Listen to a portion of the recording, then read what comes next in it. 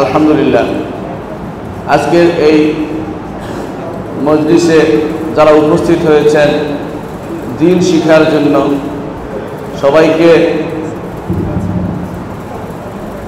সবাইকে শুভেচ্ছা জানাচ্ছি। আজকে আমরা এমন একটা সময় উপস্থিত হয়েছি যেই সময়টা রমজানের পরে আরেকটা রমজান আমাদের পার হয়ে গেছে। রমজান একটা বিরাট মৌসুম ছিল, যাতে আবাদতের মৌসুম। সে আবাদতের মৌসুম পার হওয়ার সাথে সাথে আল্লাহ তাআলা আরেকটা আবাদতের মৌসুম তৈরি করে দিয়েছেন, এটা হচ্ছে হজের মৌসুম। তো আমাকে জানানো হয়েছে হজের ব্যাপারে আলোচনা করতে, সেজন্য আজকে আমি হজের বিষয়ে আলোচনা করব। হজ হচ্ছে ইসলামের 5টি রোকনের একটি রোকন, 5টি রোকনের একটি রোকন। 5টি ফিলারের উপর যদি কোনো ঘর থাকে, একটি ফিলার যদি ভেঙে যায় যে অবস্থা হয়, হজ না করার এরকম অবস্থা হয়। ফিলার, হজ হচ্ছে ইসলামের 5টি ফিলারের একটি ফিলার। বুনিয়াল ইসলাম আলা খামসিন, শাহাদাতু আল্লা ইলাহা ইল্লাল্লাহ ওয়া আন্না মুহাম্মাদার রাসূলুল্লাহ, ওয়া তুকিমাস সালাহ, ওয়া তুতি যাকাত, ওয়া তাসুমা রমাদান, ওয়া তাহুজ্জুল বাইতা মান ইসতাতা ইলাইহি সাবিলা। এই জন্য আল্লাহ তাআলা কোরআনে কারীমে হজের কথা বেশ কয়েক জায়গায় আলোচনা করেছেন।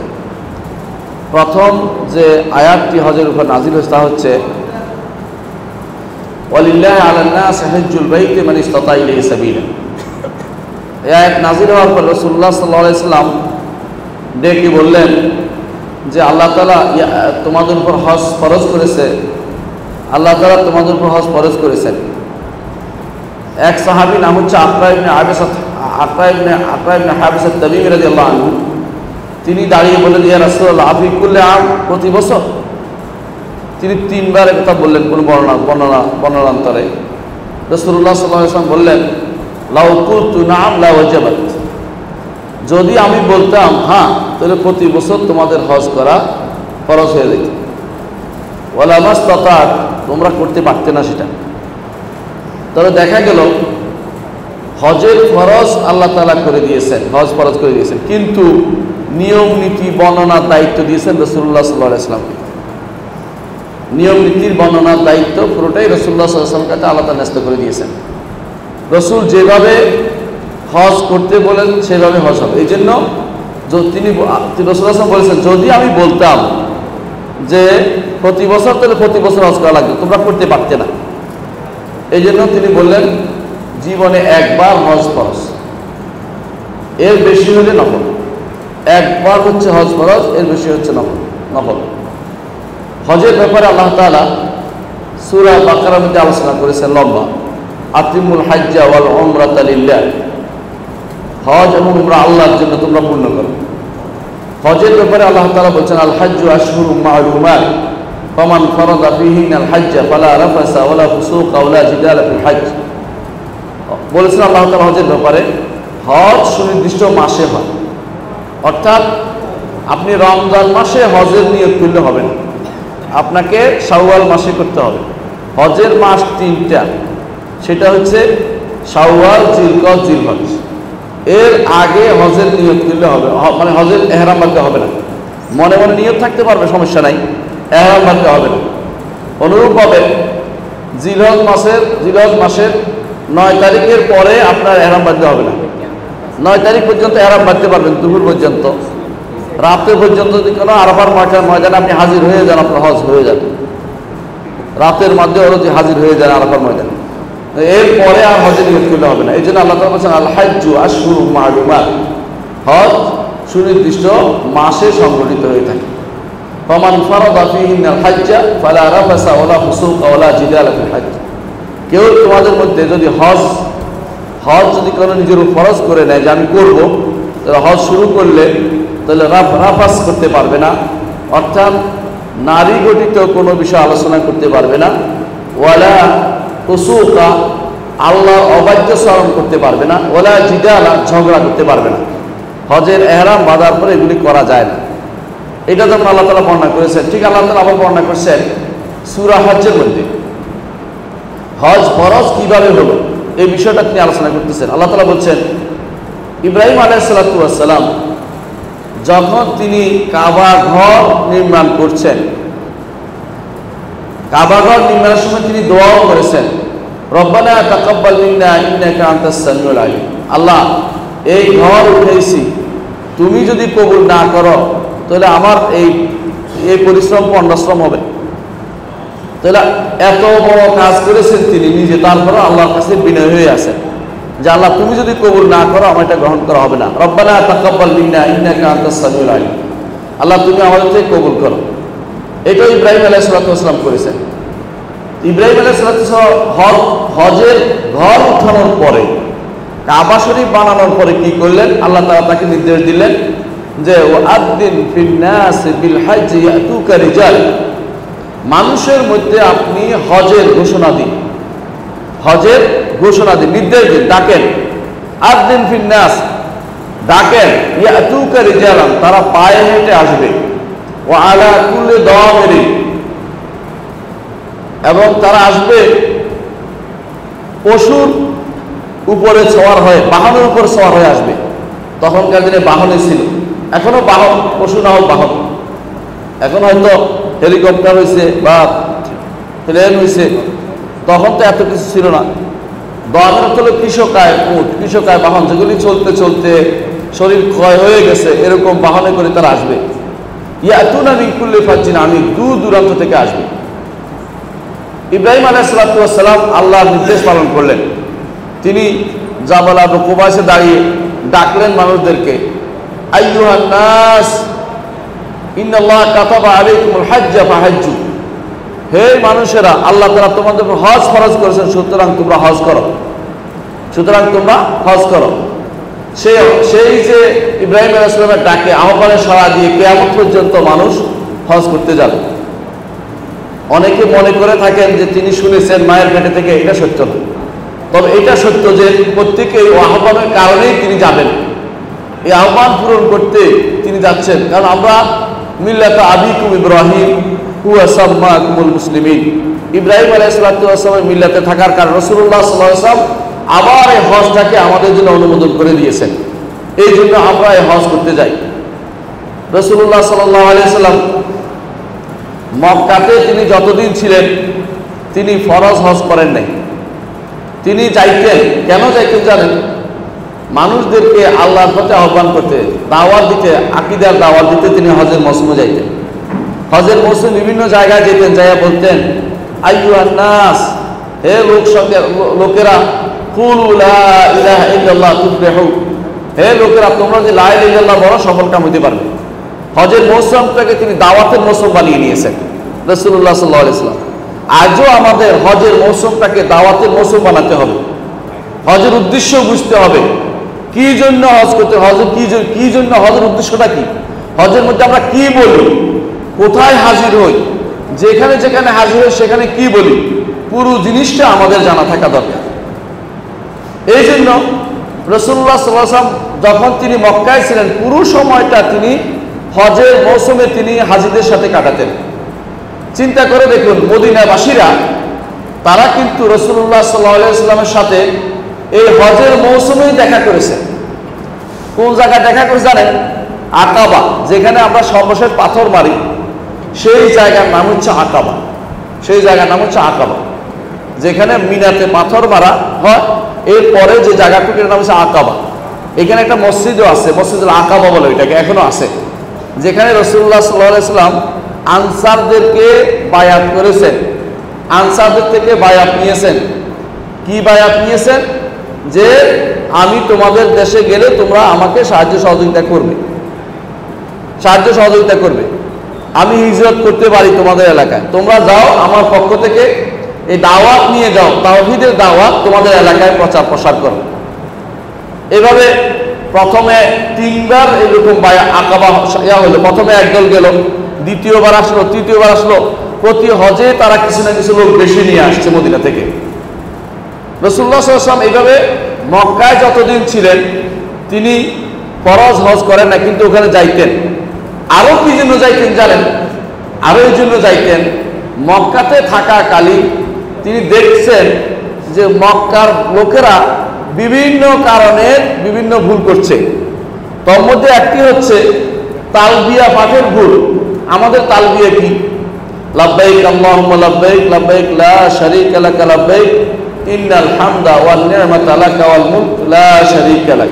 এটা তো এর অর্থ হচ্ছে আল্লাহ আমি তোমার দরবারে হাজির। লাব্বাইক আল্লাহুম্মা লাব্বাইক, আল্লাহ তোমার দরবার হাজির হচ্ছি, আর কারো দরবারে যাব না কোনোদিন। হ্যাঁ, আল্লাহর দরবার ছাড়া আর কারো দরবারে যাব না।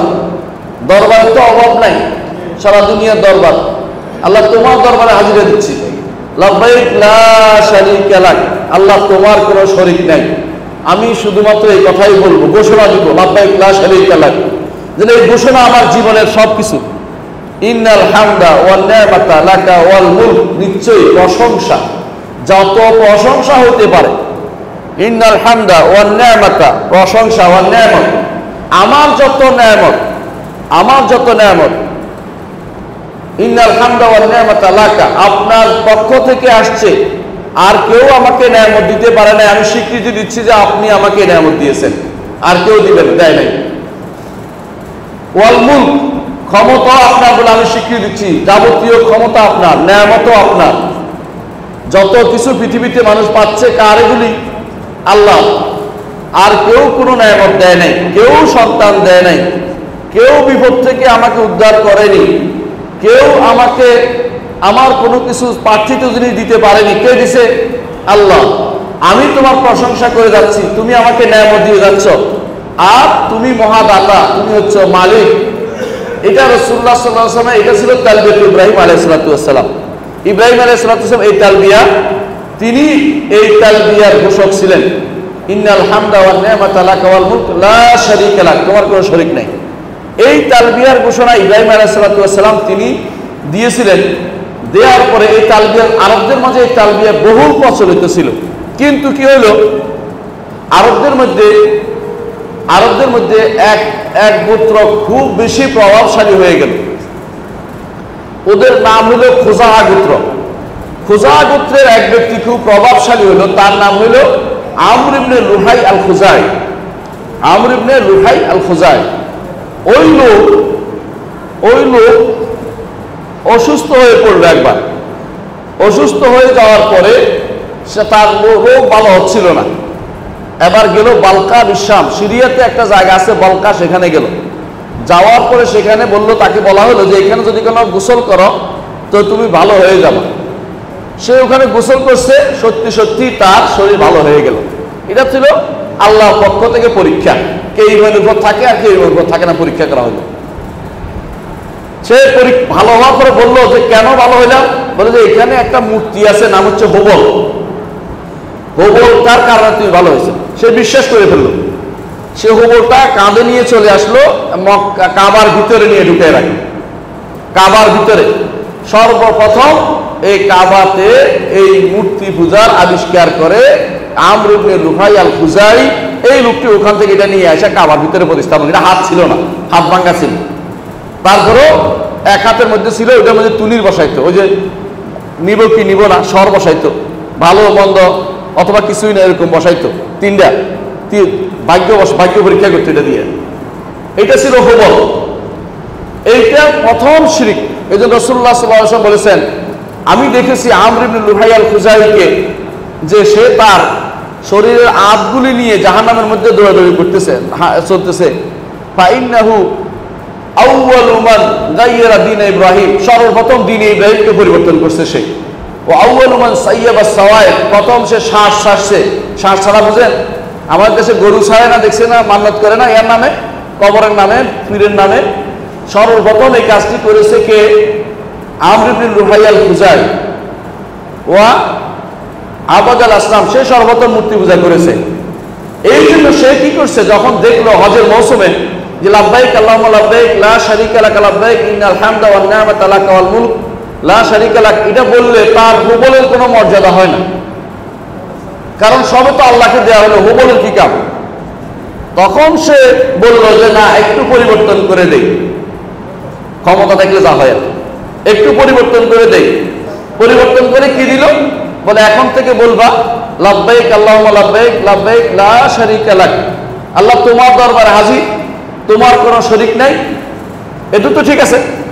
এরপরে বলতো ইল্লা শরীকান হুয়া লাকা তামলিকুহু ওয়া মা মালাক, তবে একটা শরীক আছে যার তুমি মালিক, সে তোমার মালিক নয়। কি হলো কথাটা? মানে কোন রকমের তার হুবলের যেন অস্তিত্বটা ঠিক থাকে, হুবল যেন ঠিক থাকে, হুবল যেন বাদ না পড়ে, অলি আল্লাহ যেন কোন রকমে বাদ না যায়। অলি আল্লাহর মাহাত্ম্য ঘোষণার জন্য সে তালবিয়ার মধ্যে পর্যন্ত এটা ঢুকিয়ে দিল।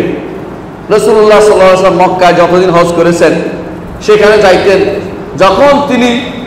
যখন তিনি দেখতেন যে যারাই তালবিয়া পাঠ করছে, যখন তারা বলতো লাব্বাইক আল্লাহুম্মা লাব্বাইক লাব্বাইক লা শারীকা লাক, তখনই তিনি বলতেন কাফ কাফ, আর বলিও না, আর আগে বাড়িও না, বাকিটা শিরক, এর দুই পর্যন্ত থাকো। সুবহানাল্লাহ। রাসূলুল্লাহ সাল্লাল্লাহু আলাইহি ওয়াসাল্লাম তখন থেকেই দাওয়াত দেওয়া শুরু করেছেন যে কখনো সামনে আসবে না, এখানে থাক, লাব্বাইক লা শারীকা লাক, তোমার কোনো শরীক নেই। একটা শরীক আছে এটা বলার কোনো সুযোগ নেই, আসলে কোনো শরীক নেই তোমার। আর কি করতেন রাসূলুল্লাহ সাল্লাল্লাহু আলাইহি ওয়াসাল্লাম? কুরাইশরা কি করত, তারা, আপনারা জানেন যে হারামের একটা এলাকা আছে, মক্কা হারামের একটা এলাকা আছে, এলাকার বাইরে তারা যাইতো না, হারাম এলাকার বাইরে। আরাফা হারাম এলাকার বাইরে, আরাফা হারাম এলাকার বাইরে, আরাফা হালাল এলাকা। তো ওরা কি করতো, মুজদালিফা দাঁড়িয়ে থাকতো, আর সাধারণ মানুষের মধ্যে তোমরা যাও, আমরা বড় লোক, আমরা রেসপেক্টেড, আমরা ওই আরাফায় যাব না। রাসূলুল্লাহ সাল্লাল্লাহু আলাইহি ওয়াসাল্লাম ওদের এটা পরিবর্তন করার জন্য আরাফায় যাইতেন, ওদের সাথে, মানুষের সাথে আরাফায় যাইতেন, অর্থাৎ অহংকারী ভাবটা ছাড়িয়ে দিয়েছেন। আর কি করত, আরবের কুরাইশরা যারে কাপড় দিত সেই শুধুমাত্র কাপড় দিয়ে তোয়াফ করতে পারত, অন্যরা ল্যাংটা তোয়াফ করতো না, নাউযুবিল্লাহ। এই পদ্ধতি পরিবর্তন করে দিয়েছে, পুরোটাই হচ্ছে আমর ইবনে লুহাই আল খুজাই, সে তার ক্ষমতা দেখিয়ে এগুলি পরিবর্তন করে দিয়েছে। রাসূলুল্লাহ সাল্লাল্লাহু আলাইহি ওয়াসাল্লাম এই জন্য তিনি ওই সময় হজগুলিতে হজ করেন নাই, কারণ সেগুলো গ্রহণযোগ্য হজ ছিল না। এই জন্য তিনি যখন মদিনায় হিজরত করলেন, নবম হিজরিতে হজ ফরজ হয়। কোন হিজরিতে? নবম হিজরিতে হজ ফরজ হয়। এই হজ ফরজ হজ তিনি কিন্তু সেই বছর করেন নাই, সেই বছর পাঠিয়েছেন কাকে?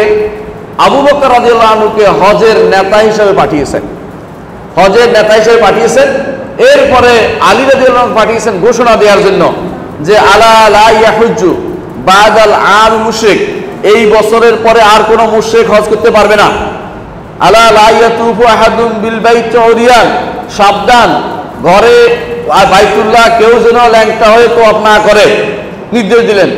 দশম হিজরিতে যখন পরিবেশ সুন্দর হলো, মুহাম্মদুর রাসূলুল্লাহ সাল্লাল্লাহু আলাইহি ওয়াসাল্লাম তিনি হজ করলেন।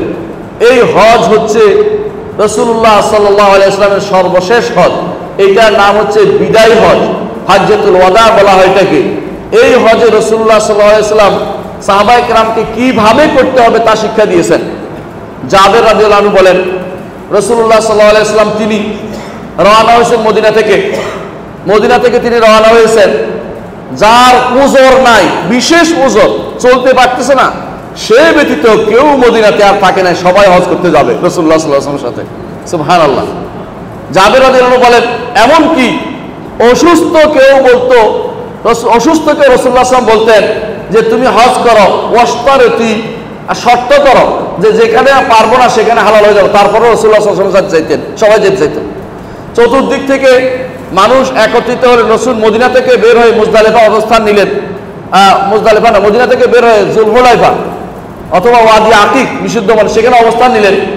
ওয়াদি আকিকের শেষ মাথায় হচ্ছে যুলহুলাইফা, এই জন্য এক কথা বলছি, মানে উপত্যকা, একটা উপত্যকা, এটা আমাদের মদিনা ইউনিভার্সিটির সামনে উপত্যকাটা, এটা লম্বা হতে হতে একেবারে যেখানে এহরাম বাদে সেখান পর্যন্ত এটার উপত্যকাটা বিস্তৃত। তো রাসূল সাল্লাল্লাহু আলাইহি ওয়াসাল্লাম এখানে এহরাম অবস্থান করলেন। রাতে জিবরিল এসে বললেন, কুল উমরাতুন ফি হাজ্জা, হে নবী আপনি বলুন হজ এবং উমরা একসাথে আদায় করছি। এই প্রথম হজ এবং উমরা একসাথে আদায় হয়। আরব মুশরিকরা মনে করত হজের মৌসুমে উমরা করা বড় গুনার কাজ, তারা এই জন্য হজের মৌসুমে উমরা করতো না। রাসূলুল্লাহ সাল্লাল্লাহু আলাইহি ওয়াসাল্লামকে জিবরিল পাঠিয়ে আল্লাহ তাআলা নির্দেশ দিলেন, কুল উমরাতুন ফি হাজ্জা, বলুন হজের মধ্যে উমরা করব। আজও দেখা যায় কিছু মানুষ উমরা করে না, শুধু হজের ইহরাম বেঁধে থাকে লম্বা সময়। না, এটা সুন্নাহ, উত্তম নয়। উত্তম হচ্ছে উমরা করে হালাল হয়ে যাওয়া, তারপরে হজ করা। রাসূলুল্লাহ সাল্লাল্লাহু আলাইহি ওয়াসাল্লাম এটা পছন্দ করেছে, এটার নাম হচ্ছে হজ্জে তামাত্তু। হজ্জে তামাত্তু রাসূলুল্লাহ পছন্দ করেছেন। সাহাবায়ে কেরামের যেটা না করার জন্য রাগ করেছেন, কেন করছো না, রাগ পর্যন্ত করেছেন কেন, আমি নির্দেশ দিচ্ছি কেন শুনছো না, সেই জন্য সবাই রাসূল যা বলেছেন সেটা করেছেন, সবাই কি করেছেন, হজ উমরা দুটোই করেছেন, কারণ এটাই নির্দেশনা রাসূলুল্লাহ সাল্লাল্লাহু আলাইহি ওয়াসাল্লামের ছিল। হজ উমরা দুটোই বিশুদ্ধ অর্থে দুটোই ফরজ, বিশুদ্ধ অর্থে দুটোই ফরজ, কোনোটাকেই বাদ দেওয়া যাবে না। যার সামর্থ্য আছে তাকে হজ উমরা দুটোই করতে হবে। এটা হচ্ছে বিশুদ্ধতম মত, যে উমরা শুধু আমরা নফল মনে করি, ঠিক নয়, উমরা আসলে ওয়াজিব, উমরা করতে হবে। এই জন্য যে ব্যক্তি তামাত্তু হজ করলো সে দুইটা করতে পারলো, হজও করলো উমরাও করলো। আমি কিছু ফজিলত বর্ণনা করব, হজের কিছু ফজিলত বর্ণনা করব। হজের 1 নম্বর ফজিলত হচ্ছে, হজ হচ্ছে আফদালুল আমাল মিন আফদালিল আমাল, সর্বোত্তম আমলের একটি। রাসূলুল্লাহ সাল্লাল্লাহু আলাইহি ওয়াসাল্লামকে জিজ্ঞাসা করেছে, ইয়া রাসূলুল্লাহ সর্বোত্তম আমল কি? রাসূল বলেছেন আল ঈমানু বিল্লাহি ওয়া রাসূলি, আল্লাহ এবং তার রাসূলের উপর ঈমান আনা। বলা সাহাবায়ে কেরাম বললেন, ইয়া রাসূলুল্লাহ তারপর কি? রাসূলুল্লাহ সাল্লাল্লাহু আলাইহি ওয়াসাল্লাম বললেন তারপর হচ্ছে আল জিহাদ ফি সাবিলিল্লাহ, আল্লাহর রাস্তায় জিহাদ করা। সাহাবায়ে কেরাম বললেন, ইয়া রাসূলুল্লাহ এরপর কি? তিনি বললেন যে এরপর আল হাজ্জু ফি সাবিলিল্লাহ, আল্লাহ আল হজ, এরপর হচ্ছে আল হাজ্জুল মাবরুর, হজ করা, আর এরপর হচ্ছে হজ করা। তো 3 নম্বর উত্তম আমলের মধ্যে দুইটা হচ্ছে, একটা হচ্ছে আল্লাহ এবং তার রাসূলের ঈমান আনা, দ্বিতীয় আমলটা হচ্ছে জিহাদ ফি সাবিলিল্লাহ, তৃতীয়টাই হচ্ছে হজ। এই জন্য উত্তম আমলের একটি হচ্ছে হজ।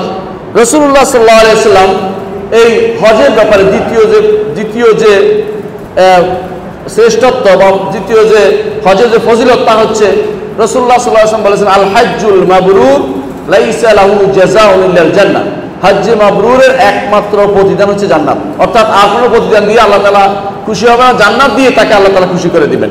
সুবহানাল্লাহ। তাহলে এই হজ্জে মাবরুরের হজ্জের দ্বিতীয় ফজিলত হচ্ছে যে জান্নাত লাভ করা। হজ্জের তৃতীয় ফজিলত হচ্ছে হজের মাধ্যমে হজ হচ্ছে জিহাদ। রাসূলুল্লাহ সাল্লাল্লাহু আলাইহি ওয়াসাল্লামকে আয়েশা রাদিয়াল্লাহু আনহা বলেছেন, ইয়া রাসূলুল্লাহ আমরা দেখতে পাচ্ছি আল্লাহর রাস্তায় জিহাদ করা অনেক ফজিলত, আমরা কি জিহাদ করব না? রাসূলুল্লাহ সাল্লাল্লাহু আলাইহি ওয়াসাল্লাম বললেন, লাকুন্না আফদালুল জিহাদি, তোমাদের জন্য সর্বোৎকৃষ্ট জিহাদ হচ্ছে আল হজ, তোমাদের জন্য সর্বোৎকৃষ্ট জিহাদ হচ্ছে আল হজ। অর্থাৎ হজ হচ্ছে নারীদের জন্য উত্তম জিহাদ।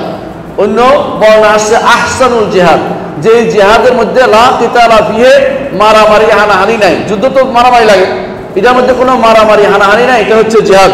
হজ হচ্ছে উত্তম জিহাদ। অন্য হাদিসে আসছে আবু রাদিয়াল্লাহু আনহু বলেন, তিনি বলেন রাসূলুল্লাহ সাল্লাল্লাহু আলাইহি ওয়াসাল্লাম বলেছেন, বৃদ্ধ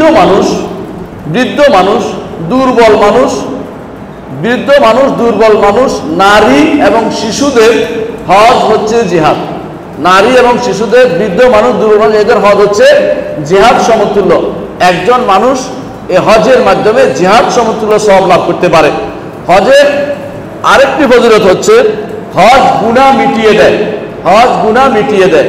রাসূলুল্লাহ সাল্লাল্লাহু আলাইহি ওয়াসাল্লাম বলেছেন, মুসলিমের হাদিস, যে ইন্নাল হাজ্জা, হজ তামহু মা কানা ক্বাবলা ওয়া ইন্নাল হাজ্জা, হজ কি করে? আগের যত গুনাহ আছে সব মিটিয়ে দেয়। ইসলাম যেভাবে আগের গুনাহগুলো মিটিয়ে দেয়, তেমনি হজও আগের গুনাহগুলো সবই মিটিয়ে দেয়। তাহলে হজ, এই 5টি ফজিলত আমরা উল্লেখ করলাম, 4টি ফজিলত। হজের এত ফজিলতপূর্ণ একটি কাজ হচ্ছে হজ, ইয়াহদিমু মা কানা ক্বাবলা। হজের আরেকটি ফজিলত হচ্ছে যে হজ করলে রাসূলুল্লাহ সাল্লাল্লাহু আলাইহি ওয়াসাল্লাম বলেছেন, মান আতা হাযাল বাইত, যে কেউ এই ঘরে আসবে, হজ বা উমরা দুটার নিয়তে যেটাতে হোক, ফালাম ইয়ারফাস ওয়ালাম ইয়াফসুক রাজাআ কায়াউমিন ওয়ালাদাতহু উম্মু, যে এখানে কোনো অশ্লীল কাজ করেনি, গুনার কাজ করেনি, এমনভাবে ফিরে যাবে যেমনভাবে সে মায়ের পেট থেকে সে গুনাহ ব্যতীত আসছিল, সেরকম অবস্থায় সে ফিরে যাবে। রাসূলুল্লাহ সাল্লাল্লাহু আলাইহি ওয়াসাল্লাম আরো বলেছেন যে হজ 5 নম্বর যে উপকারিতা হচ্ছে আল হাজ্জু ইয়ানফিল ফাকরা ওয়াদ দুনুব, দারিদ্রতা হজ নষ্ট করে দেয়। অর্থাৎ হজের মাধ্যমে মানুষ মনে করতে পারে এতগুলি টাকা খরচ করে ফেললাম, আমি তো ফকির হয়ে যাব। এই জন্য রাসূলুল্লাহ সাল্লাল্লাহু আলাইহি ওয়াসাল্লাম বলেছেন যে না, হজের এই চিন্তা করবে না, হজের মাধ্যমে তোমার দারিদ্রতা দারিদ্রতা, তোমার দারিদ্রতা তোমাকে মুক্ত করা হবে। রাসূলুল্লাহ সাল্লাল্লাহু আলাইহি ওয়াসাল্লাম বলেছেন, তাবিউ বাইনাল হজ্জ ওয়াল উমরা, হজ এবং উমরার মাঝখানে তুমি হজ করতে থাকো, উমরা করতে থাকো। ফাইন্নাহুমা ইয়ানফিয়ানিল ফাকরা ওয়াদ দুরুব, মানুষের দারিদ্রতা এবং গুনাহকে মুক্ত করে দেয়, দারিদ্রতা এবং গুনাহ থেকে তাকে মুক্ত করে। কামা ইয়ানফিল কিরু খাবাসাল হাদিদ, যেমনি ভাবে একজন কামারের হাপড় লোহার গুণা থেকে লোহার যে সমস্ত মরিচা থাকে তা দূর করে দেয়, একজন মানুষকে সেরকম ভাবে গুনাহ এবং দারিদ্রতা থেকে তাকে মুক্ত করে দেয়। রাসূলুল্লাহ সাল্লাল্লাহু আলাইহি ওয়াসাল্লাম সেটা বলেছেন। ঈমান আনলে দেখবেন বাস্তব সত্য কথা, হাজী সাহেবের সমস্যা হয় না। সাধারণ যারা পয়সা নিয়ে কিপটামি করে তাদের যত বিপদ হয়, হাজী সাহেবের আলহামদুলিল্লাহ আল্লাহ তাআলা তাকে উত্তর আরো বাড়িয়ে দেন, সমস্যা হয় না। হজের ষষ্ঠ ফজিলত হচ্ছে, রাসূলুল্লাহ সাল্লাল্লাহু আলাইহি ওয়াসাল্লাম বলেছেন, আল হুজ্জাজ ওয়াল উমার দুয়ুফুর রহমান, হাজিরা এবং উমরাকারীরা রহমানের মেহমান, দয়ফুর রহমান, মেহমানের আল্লাহর মেহমান, রহমানের মেহমান। এর অর্থ হচ্ছে যে, এর কি অর্থ? এরপরে বলতেছে যে আল্লাহ তাআলা তাদেরকে ডাকছে, তারা সে ডাকে সাড়া দিয়েছে। ওই যে আযিন ফিন্নাস, আল্লাহ তাআলা তাদেরকে ডাকছে, তারা ডাকে সাড়া দিয়েছে। আর তারা যদি আল্লাহকে ডাকে, আল্লাহও তাদের ডাকে সাড়া দেয়। সুবহানাল্লাহ। অর্থাৎ আপনি যখন হজে যাবেন, আপনার ডাকে আল্লাহ সাড়া দিবেন, কারণ আপনি আল্লাহর ডাকে সাড়া দিয়ে হজ করতে গেছেন। এটা রাসূলুল্লাহ সাল্লাল্লাহু আলাইহি ওয়াসাল্লাম বলেছেন। অনুরূপভাবে হাদিসে আছে, রাসূলুল্লাহ সাল্লাল্লাহু আলাইহি ওয়াসাল্লাম বলেছেন, আল হুজ্জাজ ওয়াল উমার ওয়াফদুল্লাহ, আল্লাহর পক্ষ থেকে বিশেষ ডেপুটেশন, যে ইন দাআহু আজাবাহুম, যদি তারা আল্লাহকে ডাকে, আল্লাহ তাদের ডাকে সাড়া দেন। ওয়া ইন ইস্তাগফারু গুফিরা লাহুম, আল্লাহর কাছে ক্ষমা চাইলে আল্লাহ তাদেরকে ক্ষমা করে দেন। সপ্তম ফজিলত হচ্ছে হজের, যে একজন মানুষ যখন হজের জন্য বের হয়, যদি মারা যায়, কিয়ামত পর্যন্ত তার সওয়াব লেখা হতে থাকে। অর্থাৎ এই কথা বলার কোনো কারণ নাই, হজ তো করতে পারে নাই, না, হজ করতে না পারলেও সেটার সওয়াব লেখা হতে থাকে। রাসূলুল্লাহ সাল্লাল্লাহু আলাইহি ওয়াসাল্লাম বলেছেন, মান খারাজা হাজ্জান ফামাতা কুতিবা লাহু আজরুল হাজ ইলা ইয়াউমিল কিয়ামা, কেউ যদি কোনো হজের জন্য বের হয় আর সে হজের পথে মারা যায়, কিয়ামত পর্যন্ত তার হজের সওয়াব লেখা হতে থাকে, যে লোক এই কাজে বের হয়েছে। অর্থাৎ যেন এটা তার কর্ম চলছেই। সুতরাং হজের এই ফজিলত সহজে আমরা পেতে পারি যদি আমরা দুনিয়ার লোভ লালসা মৃত্যুর ভয় না করে হজের জন্য বেরোতে পারি। অষ্টম ফজিলত হচ্ছে, হাদিসে রাসূলুল্লাহ সাল্লাল্লাহু আলাইহি ওয়াসাল্লাম বলেছেন, কেউ যদি হজে বের হয় বাইতুল্লাহর উদ্দেশ্যে, ফাইন্না লাকা বিকুল্লি ওয়াতআতিন তাতাওয়া রাহিলাতুকা ইয়াকতুবুল্লাহু লাকা বিহাসানা ওয়া ইয়ামহু আনকা বিহাসানা, কেউ যদি কোনো হজে বের হয়, প্রতি পদক্ষেপে একটা নেকি লেখা হয় আর একটা করে গুনাহ তার ক্ষমা হতে থাকে।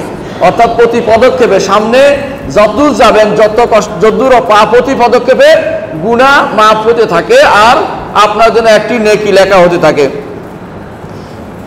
অনুরূপভাবে রাসূলুল্লাহ সাল্লাল্লাহু আলাইহি ওয়াসাল্লাম বলেছেন, কেউ বাহনের, যদি নিজের নয় শুধু বাহনের, এটাও বলছেন রাসূলুল্লাহ সাল্লাল্লাহু আলাইহি ওয়াসাল্লাম, যে বাহন যেখানে পা রাখবে ওটুকু নেকি লেখা হয়ে থাকে, নিজে পা না রাখলেও। সুতরাং বোঝা গেল আপনার গাড়ির চাকা, আপনার বিমানের চাকা, যেটুকু যেখানে গেছে পুরোটাই সওয়াবের জন্য লেখা হচ্ছে। এই জন্য হজের সওয়াবেই অসাধারণ সওয়াব। এই যে এতগুলি সওয়াব বর্ণনা করলাম, 8টা সওয়াব ফজিলত বর্ণনা করলাম, এই হজ কি এমনি গেলেই হবে? গেলেই হজ হয়ে যায়? বহু মানুষ আছে তারা মনে করে থাকে যে আরাফার ময়দানে গেলেই তো হজ হয়ে যায়। না, কিছু শর্ত অবশ্যই মেনে নিতে হবে, কিছু শর্ত অবশ্যই আছে। কারণ রাসূলুল্লাহ সাল্লাল্লাহু আলাইহি ওয়াসাল্লাম হজ কবুল হওয়ার জন্য বলেছেন, আল হাজ্জুল মাবরুর লাইসা লাহু জাযাউন ইল্লাল জান্নাহ, হজ্জে মাবরুরের প্রতিদান হচ্ছে জান্নাত। হজ্জে মাবরুর হওয়ার জন্য কি লাগবে আমি এখন কয়েকটা দিন আলোচনা করব, আপনারা মনে রাখেন। মাবরুর শব্দের অর্থ হচ্ছে মাকবুল, গ্রহণযোগ্য। মাবরুর শব্দ আরেকটা অর্থ হচ্ছে ন্যাক করা, যে হজের মধ্যে ন্যাক করা হয়েছে। মাবরুর শব্দের আরেকটা অর্থ হচ্ছে যে হজের মধ্যে কোনো অন্যায় পাপাচার হয়নি। তাহলে তিনটে অর্থ আমরা হজ্জে মাবরুর অর্থ। কোন হজ করলে আমাদের যাবতীয় গুনাহ মাফ হয়ে যাবে, এইটা এখন আলোচনা করতে চাই। 1 নম্বর, আপনার হজ যদি কোনো মাবরুর করতে চান, মাকবুল করতে চান, আল্লাহর দরবারে হজটা কবুল করাতে চান, 1 নম্বর কাজ হচ্ছে আপনার যাবতীয় কাজ একমাত্র আল্লাহর উদ্দেশ্যে করতে হবে। কার জন্য করতে হবে? আল্লাহর উদ্দেশ্যে করতে হবে। আল্লাহ তাআলা কোরআনে কারীম বলেছেন, ওয়ালিল্লাহি আলান নাসি হিজ্জুল বাইতি মান ইসতাতা ইলাইহি সাবিলা। আল্লাহর জন্য সবার আগে আনছে, খেয়াল করছেন আপনি? ওয়ালিল্লাহি আগে বলছে, ওহে আলান নাসি হিজ্জুল বাইতি, এর অর্থ হচ্ছে আপনার আল্লাহর জন্য করবেন যেটা করবেন। এরপরে কি বলছে? হজটা। তাহলে হজটা পুরোপুরি আল্লাহর জন্য হতে হবে।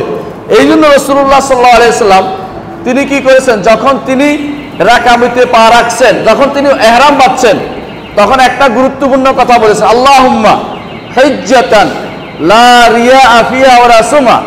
আল্লাহ আমি এমন একটি হজ চাই, আল্লাহ আমি এমন একটি হজ চাই যাতে কোনো লোক দেখানোর উদ্দেশ্য নাই, ওয়ালা সুমা মানুষকে শোনানোর উদ্দেশ্য নাই। আর আমরা কি করি? মেজবানি খাওয়াই। কয়েকজন আমাকে ফোন করেছে যে আমাদের এলাকায় মেজবানি খাওয়ায় না গেলে বলে কিসের হজ করলো, কারণ তো জানাইলো না। মেজবানি খাওয়ায়, কেউ কেউ তো হজের কথা বলে বেড়ায়, আমি হজে যাচ্ছি, কেউ অফিস আদালত সব গরম করে দেয়, ওই হজে যাচ্ছি, ওই জন্য সালাম করে, ওই জন্য সালাম করে, এগুলি সবই রিয়া, লোক দেখানো কাজ। এই জন্য রাসূলুল্লাহ সাল্লাল্লাহু আলাইহি ওয়াসাল্লাম ইখলাসকে ঠিক রাখার জন্য তিনি বলেছেন, আল্লাহুম্মা হিজ্জাতান লা রিয়া ফিহা ওয়ালা সুমা। আল্লাহ আমি এমন একটি হজ করতে যাচ্ছি যার দেখানোর কোনো উদ্দেশ্য নাই, শোনানোর উদ্দেশ্য নাই। আর আমরা 3 বার হইলে আল হজ হয়, তাই না? 3 বার হজ করলে আল হজ হয়। এর আগ পর্যন্ত সেটা হাজী সাহেব থাকে, এবং মাঝে মধ্যে কতবার হজ করছে কথায় ঘুরিয়ে পিছিয়ে এটা বলতে চেষ্টা করে। কেউ বাড়িতে আসলে কত রকমের ঘুরে ফিরে হলে এটা বলবে, হিসাব করবে যে এত নম্বর হজ, অত বছরও এই গন্ডগোল ছিল। উদ্দেশ্য হচ্ছে তিনি হজে গেছিলেন এটা বলা, নাউজুবিল্লাহ। এগুলি হচ্ছে সবই হচ্ছে রিয়া, লোক দেখানো প্রবণতা, লোক দেখানো প্রবণতা। এ থেকে মুক্ত থাকতে হবে, আল্লাহর দরবারে এই হজ কবুল হবে না। কারণ আল্লাহ তাআলা বলেছেন, ওমা উমিরু ইল্লা লিয়াবুদুল্লাহ মুখলিসিনা লাহুদ্দিন, তাদেরকে শুধু দ্বীনকে খালেস করে আল্লাহর জন্য করে ইবাদত করার নির্দেশনা দেওয়া হয়েছিল। নিজেরা আল্লাহর জন্য ছাড়া কারোর জন্য ইবাদত করার নির্দেশ দেওয়া হয়নি। রাসূলুল্লাহ সাল্লাল্লাহু আলাইহি ওয়াসাল্লাম বলেছেন, ইন্নামাল আমালু বিন্নিয়াত ওয়া ইন্নামা লিকুল্লি ইমরিইন মা নাওয়া। প্রত্যেকটি আমল নিয়তের উপর নির্ভরশীল, যে যা নিয়ত করেছে সেটাই সে পাবে। যদি কেউ নিয়ত করে থাকে যে মানুষে হাজী বলবে, হাসরের দিন আল্লাহ তাআলা তারে দিয়ে জাহান্নাম উদ্বোধন করে বলবে, তোমাকে হাজী বলা হয়ে গেছে, আর কিছু তুমি পাবে না, তোমার তাদের কাছে যাও, যদি তারা যদি তোমাকে কিছু দিতে পারে দেখো, সেখানে কিছুই সে আর পাবে না। এই জন্য একজন প্রথম কাজ হবে হজের, যে আমার নিয়তটা ঠিক করব, একমাত্র আল্লাহর জন্য হজ করছি, কাউকে খুশি করার জন্য নয়। এইটা যদি হয়, হজের যাবতীয় কষ্ট তার কাছে কিছুই মনে হবে না। কারণ আল্লাহকে খুশি করার জন্য আমি বের হয়েছি, আমি দুনিয়ার কাউকে খুশি করার জন্য নয়, আমার শরীরের বাতাস লাগানোর জন্য নয়, মুআল্লিমের সাথে ঝগড়া করার জন্য নয়। সেখানে বের যাবতীয় ঝগড়া করছে, ঝগড়া করে কি হয়েছে জানেন? হজটা নষ্ট করছে, টাকাটা নষ্ট করছে, কোনো সওয়াবও হয় নাই, আর হজও পায় নাই। এই কারণে দেখা যায় হজের মধ্যে ঝগড়া করে ভেজাল লাগিয়ে আসছে। খাবার কেন কম হলো, এইটা কেন কম হলো, ওইটা কেন কম হলো, কিন্তু নষ্ট হলো কি? আপনার হজ মাঝখান দিয়ে শেষ হয়ে গেল। আপনি হয়তো মুআল্লিমের সাথে ঝগড়া করে কিছু পেয়ে গেলেন, কিন্তু হজ কি করলেন? নষ্ট করে দিলেন। এই জন্য প্রথম কাজ হচ্ছে ইখলাসের সাথে আল্লাহর জন্য হজ করছি, এটা মনে রাখতে হবে। ওয়ালিল্লাহি আলান নাস হিজ্জুল বাইতি মান ইসতাতা ইলাইহি সাবিলা। হজটা যদি মাবরুর হতে হয়, দ্বিতীয় যে কাজটি করতে হবে তা হচ্ছে একমাত্র মুহাম্মদুর রাসূলুল্লাহ সাল্লাল্লাহু আলাইহি ওয়াসাল্লাম যেভাবে দেখিয়েছেন সেভাবে হজ করতে হবে। আমাদের সমাজে কিভাবে হজ করে জানেন? কিভাবে হজ করে জানেন? মুআল্লিম, বাঙালি মুআল্লিম যেমনি বলে তেমনি, ঈসা আলাইহি আমরুনা ফাহুয়া রাদ্দুন। কেউ যদি এমন কোনো আমল করে যাতে আমার কোনো নির্দেশনা নেই, তাহলে সেটা তার উপর নিক্ষিপ্ত হবে। অনুরূপভাবে রাসূলুল্লাহ সাল্লাল্লাহু আলাইহি ওয়াসাল্লাম বলেছেন, মান আহদাসা ফি আমরিনা হাযা মা লাইসা মিনহু ফাহুয়া রাদ্দুন। কেউ যদি আমাদের এই দ্বীনে নতুন কোনো জিনিস আবিষ্কার করে, সেটা তার উপর নিক্ষিপ্ত হবে, এটা তার কখনো গ্রহণযোগ্য হবে না। এটা কখনো রাসূলুল্লাহ সাল্লাল্লাহু আলাইহি ওয়াসাল্লাম এইভাবে তিনি বলেছেন যে কোথাও কেউ নিজের মতো করে বানিয়ে ইবাদত করলে আল্লাহ তাআলা কবুল হয় না। রাসূলুল্লাহ সাল্লাল্লাহু আলাইহি ওয়াসাল্লাম রাসূলুল্লাহ সাল্লাল্লাহু আলাইহি ওয়াসাল্লাম এই জন্য কি করেছেন দেখেন, তিনি সাহাবায়ে কেরামকে গুরুত্বের সাথে বলেছেন, লিতাখুযু আন্নী মানাসিকাকুম, সাবধান, হজ আমার থেকে নিবা, আমি যেভাবে করি সেভাবে। লিতাখুযু আন্নী মানাসিকাকুম, আমার থেকে তোমরা হজ শিখে নাও। লাআল্লি লা আলকাকুম বাদা আমি হাযা, হতে পারে আজকের পরে আর তোমাদের সাথে আমার আর সাক্ষাৎ হবে না। আর কোনোদিন আগামী বছর আর তোমাদের সাথে আমার সাক্ষাৎ হবে না। হয়নি, রাসূলুল্লাহ সাল্লাল্লাহু আলাইহি ওয়াসাল্লাম পরের বছরে মারা গেছেন, দুনিয়া থেকে চলে গেছেন। কিন্তু রাসূলুল্লাহ সাল্লাল্লাহু আলাইহি ওয়াসাল্লাম শিখিয়ে গেছেন হজ কিভাবে করতে হবে, শিখিয়ে গেছেন। সাহাবায়ে কেরাম মুখস্থ করেছেন। জাবির ইবনে আব্দুল্লাহ রাদিয়াল্লাহু আনহু, ইবনে আব্বাস হতে শুরু করে সাহাবিয়া প্রত্যেকে রাসূল কি করেছেন তা বর্ণনা করেছেন। রাসূল এরপরে কি করেছেন, এরপরে কি করেছেন, এরপরে কি করেছেন, এটা রাসূলুল্লাহ তাদের নাসবুল আইন ছিল। এরপরে কি করতেন এটা তারা সবসময় বলে দিতেন। কেন? যে এ রাসূলুল্লাহ সাল্লাল্লাহু আলাইহি ওয়াসাল্লাম কি করেছেন, এর বাইরে যদি আমি হজ করি আল্লাহর দরবার সেটা গ্রহণযোগ্য হবে না। অনেক মানুষকে দেখা যায় কি করে, তারা মিনাতে থাকে না, 3 দিন থাকে না, হোটেলে শুয়ে থাকে, আর বলে যে এটা তো সুন্নত।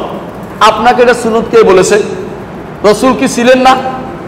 রাসূল মিনায় ছিলেন না? আপনি মিনায় কেন থাকবেন না? কারণ বলেন। রাসূল কি আপনাকে ছাড় দিছে? বলছে যে রাসূল কি বলছে যে ইচ্ছা সে থাকবে, যে ইচ্ছা থাকবে না বলছে? তো আপনি কার কথা শুনে আপনি মিনাতে অবস্থান ছেড়ে দিয়েছেন? অনেক মানুষকে দেখা যায় নিজেদের মন মতো অবস্থা তৈরি করে, যখনই কোনো কিছু আসে নিজেরা একটা তৈরি করে নেয়। হজের সাথে এর কোনো সম্পর্ক নেই। রাসূলুল্লাহ সাল্লাল্লাহু আলাইহি ওয়াসাল্লাম এজন্য বলেছেন, খুদু আন্নী মানাসিকাকুম, আমার থেকে হজের নিয়ম কানুন শিখে নাও। চিন্তা করে দেখেন, আজকে যদি কোনো আপনি আরাফার ময়দানে বসে থাকেন, আপনার কেমন সওয়াব হবে বলেন তো? কোনো সওয়াব হবে? আরাফার ময়দানে বসে থাকলে সওয়াব হবে? কোনো সওয়াব হবে না। কোন দিন বসতে সওয়াব হবে? 9 তারিখ, আরাফার 9 তারিখ সূর্য পশ্চিম দিগন্তে যাওয়ার পরে তখন আপনার সওয়াব হবে, এর আগে একটু সওয়াব হবে না। বুঝা গেল যে রাসূল ওই সময় এখানে ছিলেন, এই জন্য। মুজদালিফা যাই আজকে বসে আছেন, সওয়াব হবে? কোন দিন সওয়াব হবে? 9 তারিখ গেলে সওয়াব হবে? হবে না। 10 তারিখের রাতে সওয়াব হবে, 10 তারিখে সূর্য ওঠার পরে গেলেও আর সওয়াব হবে না। সওয়াবের টাইম শেষ হয়ে গেছে এটা। তাহলে বুঝা গেল যদি আপনি হজ মকবুল করাতে হয়, দ্বিতীয় বড় কাজ হচ্ছে এটা। রাসূলুল্লাহ সাল্লাল্লাহু আলাইহি ওয়াসাল্লাম যেই সময়ে, যেই জায়গাতে, যেই পদ্ধতিতে, যেই অবস্থায়, যেই নীতিতে তিনি ছিলেন সেই অবস্থায় সেখানে থাকতে হবে। নিজের মন মতো কোনো হজ করলে হয় না, বরং রাসূলের অনুসরণ করে হজ করতে হয়, নইলে হজ্জে মাবরুর আপনার হবে না। এই জন্য আল্লাহ তাআলা কোরআনে কারীম বলেছেন, ওয়া কাদিমনা ইলা মা আমিলু মিন আমালিন ফাজআলনাহু হাবাআ মানসুরা। তারা যে সমস্ত আমল করেছে সেগুলোর দিকে অগ্রসর হয়ে আমি সেগুলিকে বিক্ষিপ্ত ধূলিকণায় রূপান্তরিত করে দেই। রাসূলুল্লাহ সাল্লাল্লাহু আলাইহি ওয়াসাল্লাম আরো বলেছেন, আল্লাহ তাআলা কোরআনে কারীমে আরো বলেছেন যে আমিলাতুন নাসিবা, কিছু মানুষ আছে আমল করবে কিন্তু এই আমল তাদের কোনো কাজে লাগবে না। আমল বহুত কষ্ট আমল করতে পারেন। অনেকে কষ্ট করাটাকে সওয়াবের জিনিস মনে করে না। কষ্ট করতে হবে রাসূলুল্লাহ সাল্লাল্লাহু আলাইহি ওয়াসাল্লামের প্রদর্শিত জায়গাতে, অন্য কোথাও কষ্ট করলে সওয়াব হয় না। রাসূল যেখানে দেখাচ্ছে সেখানে। অনেকে হজে জায়গায় কি করে জানেন? পাহাড়ের উপর ওঠার জন্য কষ্ট করে, শুনছেন না? পাহাড়ের উপর ওঠার জন্য কষ্ট করে। এমনকি সর পাহাড় কোথায় আছে, হেরা পাহাড়, ওইগুলি উঠে উঠে বেড়ায়, আর মনে করে এটাই তো হজের একটা বিরাট কিছু, হজের এটা বিরাট কিছু। আবার দেখা যায় কেউ কেউ আরাফার মাঠের পাহাড়টা উঠার জন্য বেকুল হয়ে পড়ে। আরাফার মাঠের পাহাড়ের উপরে রাসূলুল্লাহ সাল্লাল্লাহু আলাইহি ওয়াসাল্লাম একবারও উঠেন নাই। রাসূলুল্লাহ সাল্লাল্লাহু আলাইহি ওয়াসাল্লাম ভাষণ দিয়েছেন কোথায়? অনেকে এটা নিয়ে তর্ক করে, জানেও না। রাসূলুল্লাহ সাল্লাল্লাহু আলাইহি ওয়াসাল্লাম ভাষণ দিয়েছেন আরাফার বাইরে থেকে। আরাফার বাইরে থেকে। এখন যে মসজিদটা আছে এটার একটা অংশ আরাফার বাইরে আর একটা অংশ আরাফার ভিতরে। রাসূলুল্লাহ সাল্লাল্লাহু আলাইহি ওয়াসাল্লাম আরাফার বাইরে এই মসজিদে যেখানে ইমাম সাহেব এখন দাঁড়ায় সেখানে দাঁড়িয়ে খুতবা দিয়েছেন। যেখানে ইমাম সাহেব এখন দাঁড়ায় সেখানে দাঁড়িয়ে তিনি খুতবা দিয়েছেন। মানুষ ভিতরে বাইরে মিলেছিল, কিছু ছিল বাইরে ওয়াদি ওরনাতে, আর কিছু ছিল আরাফার ভিতরে। ঠিক এই অবস্থায় মসজিদটা তৈরি করা হয়েছে যেখানে রাসূলুল্লাহ সাল্লাল্লাহু আলাইহি ওয়াসাল্লাম যেভাবে ছিলেন। এরপরে সালাত আদায়ের পরে রাসূলুল্লাহ সাল্লাল্লাহু আলাইহি ওয়াসাল্লাম তিনি এই পাহাড়ের কাছ পর্যন্ত, পাহাড়ের নিকটে গেছেন কিন্তু পাহাড়ের উপরে উঠেন নাই, পাহাড়ের নিচে ছিলেন। বড় বড় পাথর আছে সেখানে তিনি কিবলামুখী হয়ে দোয়া করেছেন, পাহাড়ের উপরে উঠেন নাই তিনি। অথচ আমরা এখন পাহাড়ে উঠার জন্য ব্যস্ত হয়ে পড়ি, কিভাবে পাহাড়ে না উঠলে যেন আমার হজই হয় না, নাউযুবিল্লাহ। এরকম এক একটা চিন্তাধারা। বুঝান, আপনি যতই বুঝান বুঝবে না, ও পাহাড়ে উঠবেই। পাহাড়ে উঠার জন্য সওয়াবের কাজ হয়ে গেছে। এটা রাসূলুল্লাহ সাল্লাল্লাহু আলাইহি ওয়াসাল্লামের দেখানো জিনিস নয়, প্রদর্শিত জিনিস নয়। অনেককে দেখা যায় মুজদালিফাতে রাতের বেলা যাইয়া পাথর গুনতেছে এবারে। অথচ মুজদালিফা গিয়ে সুন্নত হচ্ছে, প্রথম সুন্নত হচ্ছে সেখানে গিয়ে মাগরিব এশা পড়া। মুজদালিফাতে মাগরিব এশা পড়া, সেটা সুন্নত বাদ দিয়ে পাথর খুঁজতেছে। রাসূলুল্লাহ সাল্লাল্লাহু আলাইহি ওয়াসাল্লাম মুজদালেফা থেকে পাথর নেন নাই, যখন মুজদালেফা থেকে যাচ্ছিলেন পথিমধ্যে তিনি বলেছেন যে আব্বাস অথবা ফজল ইবনে আব্বাস আমার জন্য 7টি পাথর খোঁজো, 7টি, মাত্র 7টি, 60 নয়, 7টা পাথর তিনি নিয়ে গেছেন মুজদালেফা থেকে। আর আমরা 60টা না নিলে হয় না, 60টা, 7 বাড়ে 60টা হয়ে গেছে, বুঝছেন তো। আবার একটা এত বড় বড়, আবার কেউ ভেঙে ভেঙে নেয়, এটার জন্য ব্যস্ত হয়ে পড়ে, দোয়ার ফজরের পরে দোয়াই করে না। অথচ রাসূলুল্লাহ সাল্লাল্লাহু আলাইহি ওয়াসাল্লাম ফজরের পরে আলো সূর্য ওঠার আগ পর্যন্ত, আলোকিত হওয়া পর্যন্ত তিনি দোয়া করেছেন, তারপর তিনি রওনা হয়েছেন। আর আমরা কি করি, রাতের কষ্ট হলে রাতের বেলায় চলে যাই, কেউ কেউ দেখতে পাই। আবার দেখেন আরাফার মাঠেও কেউ কেউ রসুলের সুন্নাহ বিরোধী কাম করি। কিরকম? রাসূলুল্লাহ সাল্লাল্লাহু আলাইহি ওয়াসাল্লাম আরাফার মাঠে যোহর আসর 1 আযান 2 একামতে আদায় করেছেন। আমাদের সমাজে অনেক মানুষ সেটা আদায় করে না, আর দোহাই দেয় কি যে আমরা তো খিমার মধ্যে আছি, রসুল তো খোলা মাঠে ছিলেন। ও আপনারা এই পণ্ডিতি করতে বলছে কে? এইটার নামই হচ্ছে রসুলের ভাষা, এটাকে বলা হয় যে এটা হচ্ছে মফহুমুল লাকাব। এইটা গ্রহণ করার কোনো সুযোগ নাই, এই দুনিয়ার কেউ গ্রহণ করে নাই। আল্লাহ তাআলা যখন বলছে আপনাকে সালাত আদায় করতে, এখন যদি নারী বলে ইয়া আইয়ুহাল্লাযিনা আমানু ইযা কুমতুম ইলা সালাত, পুরুষের বলছে, আমারে বলে নাই, মানবেন? তুমির জমির তো পুরুষের, নারী যদি বলে আমার তো বলে না, আপনি মানবেন এটা? না, সবার জন্য, রাসূলের নির্দেশ সবার জন্য। আর এরা এখন চালাকি করে বলতেছে কি যে না 2 রাকাত করে অগ্রিম পড়া যাবে না, 4 রাকাত করে জোহরের টাইমে একবার পড়বো আর আসরের টাইমে আবার 4 রাকাত পড়বো। রাসূলুল্লাহ সাল্লাল্লাহু আলাইহি ওয়াসাল্লামের সুন্নাহ বিরোধী কাজ তারা করেছে। আরাফার মাঠে বসে যেখানে দোয়া কবুলের জায়গা, দোয়া না করে সেখানে হাঁটাহাঁটি করে, এইটা আনে ওইটা করে ওইটা করে, কিন্তু সেখানে দোয়া করেছে রাসূলুল্লাহ সাল্লাল্লাহু আলাইহি ওয়াসাল্লাম। আরাফার মাঠে তিনি হাত তুলে দোয়া করেছেন। একবার তার ওটের পা বাঁকা হচ্ছিল, সেখানে ওট বাঁকা হওয়ার কারণে তিনি তার হাত পড়ে যাচ্ছে, লাগাম পড়ে গেছিল, এক হাতে লাগামটা তিনি আবার তুলে ধরেছেন, আরেক হাত দোয়ার মধ্যে ছিল। অর্থাৎ সালাতের পরে জোহর আসর একসাথে আদায় করে সেই সময় থেকে শুরু করে 6 ঘন্টা বা 4 ঘন্টা পুরো সময়টা রাসূলুল্লাহ সাল্লাল্লাহু আলাইহি ওয়াসাল্লাম, মানে মতান্তর বললাম এই জন্য লম্বা সময়, পুরো সময়টা রাসূলুল্লাহ শুধু হাত তুলে আল্লাহর কাছে দোয়া করছেন। আর আপনি সেখানে দোয়া করেন, সেখানে যত ঝগড়ার মধ্যে লিপ্ত মানুষের সাথে। এখন তো নতুন জিনিস আবিষ্কার হয়েছে, এটা কি? ছবি তুলে পাঠাই দিচ্ছে। আমরা আরাফার ময়দানে আছি, আমরা এখন এই করতেছি, আমি এখন মাথা কামাচ্ছি, আমি এখন তোয়াফ করতেছি, এগুলি রিয়া না তো কোনটা রিয়া আমাকে বলেন? এটা লোক দেখানো, কোনটা লোক দেখানো জিনিস? এগুলি সবই হচ্ছে আমাদের হজ নষ্ট করার জন্য একটা বড় মাধ্যম, বড় এগুলো হচ্ছে অস্ত্র, এগুলি দিয়ে আমাদের আজ হজ নষ্ট করে দিচ্ছে। এই দুইটা জিনিস থেকে মুক্ত হতে হবে, রিয়া থেকে মুক্ত হবে, একান্ত আল্লাহর জন্য হজ করতে হবে। আর মুহাম্মদুর রাসূলুল্লাহ সাল্লাল্লাহু আলাইহি ওয়াসাল্লাম যেভাবে হজ করতে বলেছেন সেভাবে হজ করতে হবে, পুঙ্খানুপুঙ্খ তাকে অনুসরণ করে চলতে হবে। 3 নম্বর কাজ হচ্ছে যেটা লাগবে, সেটা হচ্ছে আপনার এই যেই টাকা দিয়ে হজ করতে যাচ্ছেন সেটা পবিত্র হতে হবে। যেই টাকা দিয়ে হজ করতে যাচ্ছেন সেটা পবিত্র হতে হবে। রাসূলুল্লাহ সাল্লাল্লাহু আলাইহি ওয়াসাল্লাম বলেছেন আইয়ুহান নাস ইন্নাল্লাহা তাইয়্যিবুন লা ইয়াকবালু ইল্লা তাইয়্যিবান, হে মানুষেরা, আল্লাহ তাআলা পবিত্র, পবিত্র ছাড়া কিছু তিনি কবুল করেন না। আল্লাহ তাআলা তার নবীদেরকে যে নির্দেশ দিয়েছেন, কি নির্দেশ দিয়েছেন? ইয়া আইয়ুহার রাসূলু কুলু মিনাত তাইয়্যিবাতি ওয়া আমালু সালিহা, হে রাসূলগণ পবিত্র জিনিস খাও এবং ভালো আমল করো। আপনার আমার কি পবিত্রতা ছিল জানেন? সুদ খেয়েছি, সুদওয়ালা ব্যাংকে চাকরি করেছি, তাই না? ঘুষ খেয়েছি, হ্যাঁ, এমন হারাম খেয়েছি তার হিসাব নাই, হিসাব বাদে হারাম মেরে খেয়েছি, রাষ্ট্রীয় সম্পদ মেরে দিয়েছি। হ্যাঁ, 10 টাকা দেখানোর দরকার, আপনাদের পাবনাতে কত টাকা দেখাইয়া পালিশ উঠে ফেলছে, আমরা কিছু নাম বলতে চাই না, অনেক কিছু আপনারা জানেন। এই জাতীয় হারাম যারা খেয়েছে তাদের কিসের হজ? আল্লাহ রাসূল সাল্লাল্লাহু আলাইহি ওয়াসাল্লাম বলেছেন ইন্নাল্লাহা তাইয়্যিবুন লা ইয়াকবালু ইল্লা তাইয়্যিবান, পবিত্র ছাড়া আল্লাহ তাআলা গ্রহণ করেন না। রাসূলুল্লাহ সাল্লাল্লাহু আলাইহি ওয়াসাল্লাম অন্য এক হাদিসে বলেছেন, যে হাদিসে এটাই যে হে ঈমানদারগণ, রাসূলুল্লাহ সাল্লাল্লাহু আলাইহি ওয়াসাল্লাম বলেছেন যে অনেক মানুষ আছে রুব্বা আশআতা আকবারা, অনেক মানুষ আছে দুলি মলিন ভাবে চলতেছে। কেন? হজে দুলি মলিন চলে না, মাথার উপর ময়লা পড়তেছে, এমন কিছু ইয়ামুদ্দু ইয়াদাইহি, সে উপরের দিকে হাত উঠাই বলতেছে ইয়া রব ইয়া রব, হে রব হে রব বলতে আছে। আল্লাহ রাসূল সাল্লাল্লাহু আলাইহি ওয়াসাল্লাম বলতেছেন মালবাসু হারাম, তার কাপড়টা হারাম, ওয়া গুজিয়া বে হারাম, খাইছে হারাম, মাশরাবু হারাম, পানীয়টাও হারাম, ওয়াকাদ আকালাল হারাম মাকালু হারাম, খাবারটাও হারাম, এই ব্যক্তি রাসূলুল্লাহ সাল্লাল্লাহু আলাইহি ওয়াসাল্লাম আন্না ইউস্তাজাবু লাহু, তার দোয়া কিভাবে কবুল হতে পারে? হালাল না হলে আপনার হজে মাবরুর হবে না।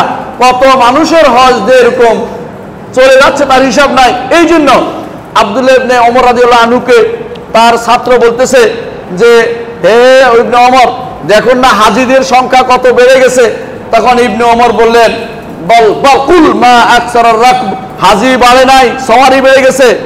তখনকার দিনে সওয়ারি ছিল, উঠে করে আসতো, যে হাজি বাড়ে নাই, সওয়ারি বেড়ে গেছে। সব সওয়ারি হজের উদ্দেশ্যে সব আসছে বলা যায় না, কারণ এরা আল্লাহর হালাল টাকা দিয়ে হজ আসছে, তারা শক্ত করে বলতে পারে না। এই জন্য হালাল টাকা দিয়ে হজ করতে হবে, নইলে আল্লাহর দরবারে আপনার হজটা হজ্জে মাবরুর হবে না, অগ্রহণযোগ্য হজ হবে। হজ্জে মাবরুর হতে হলে যেই কাজটা করতে হবে আরেকটা, সেটা হচ্ছে এ তোয়ামুত তোয়াম ওয়া তিবুল কালাম। দুইটা কাজ, খাওয়াতে হবে মানুষদেরকে। নিজে যতটুকু খেয়েছেন মানুষদেরকে পরিপূর্ণভাবে হজ খাবার দিতে চেষ্টা করেন। আমি যা খেয়েছি আমার ভাইকে আরো বেশি খাওয়াবো, আমি যতটুকু দান করব, উদার হয়ে যাব। এখানে এ তোয়ামুত তোয়াম ওয়া তিবুল কালাম, কথাবার্তা সুন্দর বলতে হবে, কথাবার্তা সুন্দর বলতে হবে। কি বললেন? এই কাল্লা লোকটাকে আমাকে ঠেলা দিছে, লোকটা কি মনে কষ্ট আসে নাই? একটা মানুষকে কাল্লা বলা যায় আছে? এর গায়ের রং কি আপনি বানাইছে? আপনার গায়ে সুন্দর হয়েছে বলে কি বড় কিছু হয়ে গেছে? তো আপনি ওরে কাল্লা বললেন কেন? আপনার এটা যে হাসরের মানুষে বলে আমার কাল্লা বলছিল, তা আপনি কি উপায় আছে হজটা কবুল হবে? তিবুল কালাম, উত্তম কথা বলা। উত্তম কথা যদি কোনো না বলেন, বা খাবার যদি ভালো হালাল খাবার নিজে খাওয়া, অন্যকে না খাওয়ান, আপনার হজে কবুল, হজে মাবরুর হবে না। জাবের রাদিয়াল্লাহু আনহু বলেছেন, সুইলান নবী সাল্লাল্লাহু আলাইহি ওয়াসাল্লাম, রাসূলুল্লাহ সাল্লাল্লাহু আলাইহি ওয়াসাল্লামকে জিজ্ঞাসা করা হয়েছে আইয়ুল আমল ইয়াজাল হজ্জ মাবরুরান, কোন আমলে হজকে মাবরুর করবে? তিনি বলেছেন এ তাআমুত তাআম ওয়া তিবুল কালাম। ইমাম মুস্তাদরাক এবং সিলসিলা সহিহ হাদিসটি সহিহ হিসেবে এসেছে। অনুরূপভাবে খাল্লাদ ইবনে আব্দুর রহমান বলেন, সাআলতু সাঈদ ইবনে জুবাইর, আমি সাঈদ ইবনে জুবাইরকে জিজ্ঞাসা করি, সাইয়্যিদ তাবেঈনদের মধ্যে সর্দার, তাকে জিজ্ঞাসা আইয়ুল হজ্জ আফদাল, উত্তম হজ কোনটি? তিনি বলেছেন উত্তম হজ যে মানুষকে খাবার খাওয়ায় আর মানুষ থেকে খারাপ কথা মুখ বন্ধ করে রাখে, খারাপ কথা বলে না, শুধু ভালো কথা বলে। হজের মধ্যে এই যেহেতু বিরাট মাজলিস, অনেক মানুষ, সেখানে কিছুটা উল্টাপাল্টা হবে না? হাঁটার সময় কারো গায়ে ঠেলা লাগছে, কারো গায়ে গুতু লাগছে, আর আপনি বললেন যে দেখছোস নি, একটা গালি দিয়ে বসলেন, এইটাই আপনার হজকে নষ্ট করে দিল। হজটা একটু কাজ আপনার হজটাকে বরবাদ করে দিচ্ছে। এই জন্য সাংঘাতিকভাবে মুখ নিয়ন্ত্রণ করতে হবে। এইটা আপনার সারা জীবনের শিক্ষা। হজের মধ্যে 1 মাস যদি কোনো আপনি মুখ নিয়ন্ত্রণ করতে পারেন, দেশে আসলে আর মুখ থেকে খারাপ কথা বেরোয়া বন্ধ হয়ে যাবে। এই জন্য হজের বড় শিক্ষা হচ্ছে এটা, আপনি এই সময় অবশ্যই ভালো কথা বলবেন এবং উত্তম খাবার, নিজে যা খাবেন পছন্দ করে অন্যকে দিবেন। এখন কি করে জানেন? মুআল্লিমের খাবার দিতে বলছে, লাইন ধরে দেখছেন যে ওইটার মধ্যে মাছটা বড়, ওইটা আগে নিয়ে নিয়েছেন, অথবা দেখছেন যে লাইনে দাঁড়াইতে বলছে খাবার দিবে, আপনি কি করলেন? 2-3 জন ঠেলে দিয়ে সামনে বলছেন, কারণ আপনি দেশে কি ছিলেন? নেতা ছিলেন। দেশে নেতা ছিলেন, অহংকার ছাড়তে পারেননি। দেশের নেতা, ওখানেও আপনি নেতা। আপনি ওখানে একজনকে বলেন যে তুই আমার পা টিপে দে, তুই তো আমার এই সেই, তোর আমি এই করেছি সেই করেছি, বোঝা গেল যে আপনার অহংকার যায় না, আপনার জীবন হজে মাবরুর হবে না। অহংকার যদি না আপনার মন থেকে না দিতে পারেন, তো হজে মাবরুর হয় না। অনেকে যায় পরিচয় দেয়, আমি এই ছিলাম, আমি এত বছর সরকারি চাকরি করেছি।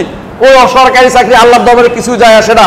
আপনার থেকে ওই ব্যক্তি উত্তম যে ব্যক্তি বিনয়ী, এবং সে হয়তো সে কোনো কিছুই না, একসময় রাখাল ছিল, অথবা সে গরু চড়াইতে, এরকম মানুষ বহুত ভালো।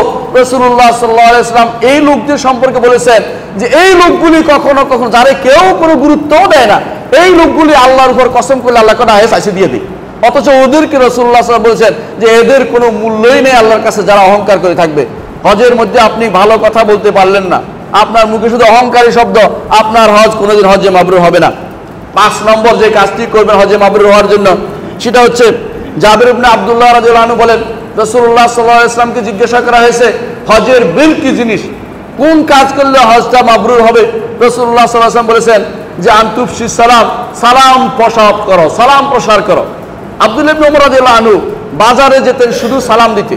সালাম শব্দের অর্থ শুধু মুখের সালাম নয়, অন্তরের, মুখের সব কিছুতে আমি কারোর উপর আঘাত করব না। হজের মধ্যে যাকে দেখা হবে তাকেই সালাম দিবেন, পারবেন না? আমাদের বিদেশি আমাদের বন্ধুরা সবসময় একটা অভিযোগ দেয় আমাদেরকে, তোমাদের বাংলাদেশিরা সালাম দেয় না কাউকে, বাংলাদেশিরা কাউকে সালাম দেয় না। এটা একটা খাঁটি সত্য কথা আমি দেখছি। বাংলাদেশিদের মধ্যে যদি কোনো কিছু মাদ্রাসা আছে, আপনি জানেন, নাম বলতে চাই না, এরা অন্য কাউকে সালাম দেওয়া জায়েজে মনে করে না। মনে হয় যেন আপনি ওদের কাছে দিয়ে হাঁটেন না কেন, ওরা ওদের উস্তাদদের কারো সালাম দেয় না, আপনাকে সালাম দিবেই না, কারণ আপনি তাদের আকিদারে না, আপনি সালাম দিবে কি জন্য? নাউজুবিল্লাহ। অথচ মুসলিমকে সালাম দেওয়ার জন্য রাসূলুল্লাহ সাল্লাল্লাহু আলাইহি ওয়াসাল্লাম বলেছেন, ওয়াসসালামু আলা মান আরাফতা ওয়া মান লাম তারিফ, যাকে চিনো সবাইকে সালাম দিবা। হজের মধ্যে হজে মাবরুর হতে হলে সালাম আপনার মুখে থাকতেই হবে। যাকে দেখেন আসসালামু আলাইকুম, সমস্যা কি? 90 নেকি হবে, আপনার সওয়াব হবে। এটা না করে আপনি নিজের মতো করে অহংকার করে বসে থাকলে আমি কেন সালাম দেবো, সে আমাকে একটা সালাম দিক, তাহলে তো হলো না। আপনি অহংকার রয়ে গেল, আপনি এখনো মাটির মানুষ হতে পারেন নাই। হজের মধ্যে মাটির মানুষ হয়ে আপনাকে আসতে হবে সেখান থেকে, যে আমি যে কাপড় পরে বের হয়েছি এই কাপড় পরে আমাকে একবার কবরের ভিতরে দেওয়া হবে। এই কাপড় পরে আমি উপরে আসি শুধুমাত্র মৃত্যুকে স্মরণ করছি, আমার মৃত্যু যে কোনো সময় আসতে পারে, ঠিক না? এই জন্য হজে কেউ মারা গেলে অতিরিক্ত কাপড় আর নাই, এই দুইটা দিয়েই তাকে দাফন কাফন করায়, একটা মাথার মধ্যেও কিছু দেয় না। রাসূলুল্লাহ সাল্লাল্লাহু আলাইহি ওয়াসাল্লাম বলেছেন, ফাইন্নাহু ইউবাসু ইয়াউমাল কিয়ামতি মুলাব্বিয়ান, কিয়ামতের দিন সে তালবিয়া পড়তে পড়তে উঠবে, আল্লাহু আকবার আল্লাহুম্মা বলতে বলতে উঠবে, আল্লাহু আকবার। কত মর্যাদার জিনিস সে! কিয়ামতের দিন সে তালবিয়া পড়তে পড়তে হাসরের মাঠে উঠবে। আর কি লাগে? একটা মানুষের চেয়ে বড় কি পাওয়া যায় যে আমি আর কিছু খোঁজ নিবে কি, আমি তালবিয়া পড়তে থাকবো? এই তালবিয়া পড়তে পড়তে সে হাসরের মাঠে উঠবে কখন? যদি সত্যি সত্যি সেই অবস্থায় মারা যায়। তাহলে এই জন্য ষষ্ঠ যে কাজটি করলে হজ্জে মাবরুর হবে তা হচ্ছে বেশি বেশি তালবিয়া পাঠ করা, বেশি বেশি তালবিয়া পাঠ করা। এই তালবিয়া পাঠের বিষয়টি আমরা ভুলে যাই। আমরা দেখি অনেক মানুষকে তালবিয়া একবার পড়ছে আর পড়ে না, আর কোনো খবর না। অথচ সাহাবায়ে কেরাম রাদিয়াল্লাহু আনহুম আজমাইন তারা যখন হজ করতে যেতেন তখন বলতেন যে আমরা সামনে এগুলোর আগেই, অর্থাৎ আমরা সামনে কয়েক মাইল যাওয়ার আগেই আমাদের গলার স্বর বসে যেত। গলার স্বর বসে যাওয়ার তো বুঝছেন কি জন্য? এত জোরে জোরে তালবিয়া পাঠ করতেন। তালবিয়া রাফু সাউতি বিতালবিয়া, এক জায়গাতে জিকির উচ্চ করা উত্তম, সেটা হচ্ছে রাফু সাউত তালবিয়া। লাব্বাইক আল্লাহুম্মা লাব্বাইক, জোরে জোরে বলা উত্তম, যতটুকু পারা যায়। সাহাবায়ে কেরামের গলার স্বর বসে যেত, তারপরে তারা বলা ছাড়তেন না। যতক্ষণ পর্যন্ত কাবার কাছে না আসতেন ততক্ষণ পর্যন্ত তারা আর কাবার তালবিয়া বন্ধ করতেন না।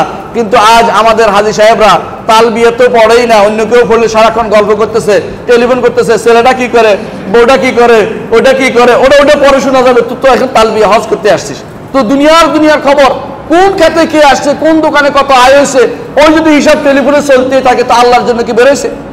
আল্লাহর জন্য না, সময় কাটানোর জন্য বেরোছে। অনেকে হজকে নিয়েছে আনন্দ উপভোগের বিষয় হিসাবে না, অনেকে এটাকে মনে করে যে এখন তো গেছি এটা কি আনন্দ ভ্রমণ করতে যাচ্ছি, এই হিসাবে যায়। এটা নয়, হজ হচ্ছে আল্লাহর জন্য বেরোতে হবে, তাকে খুশি করার জন্য।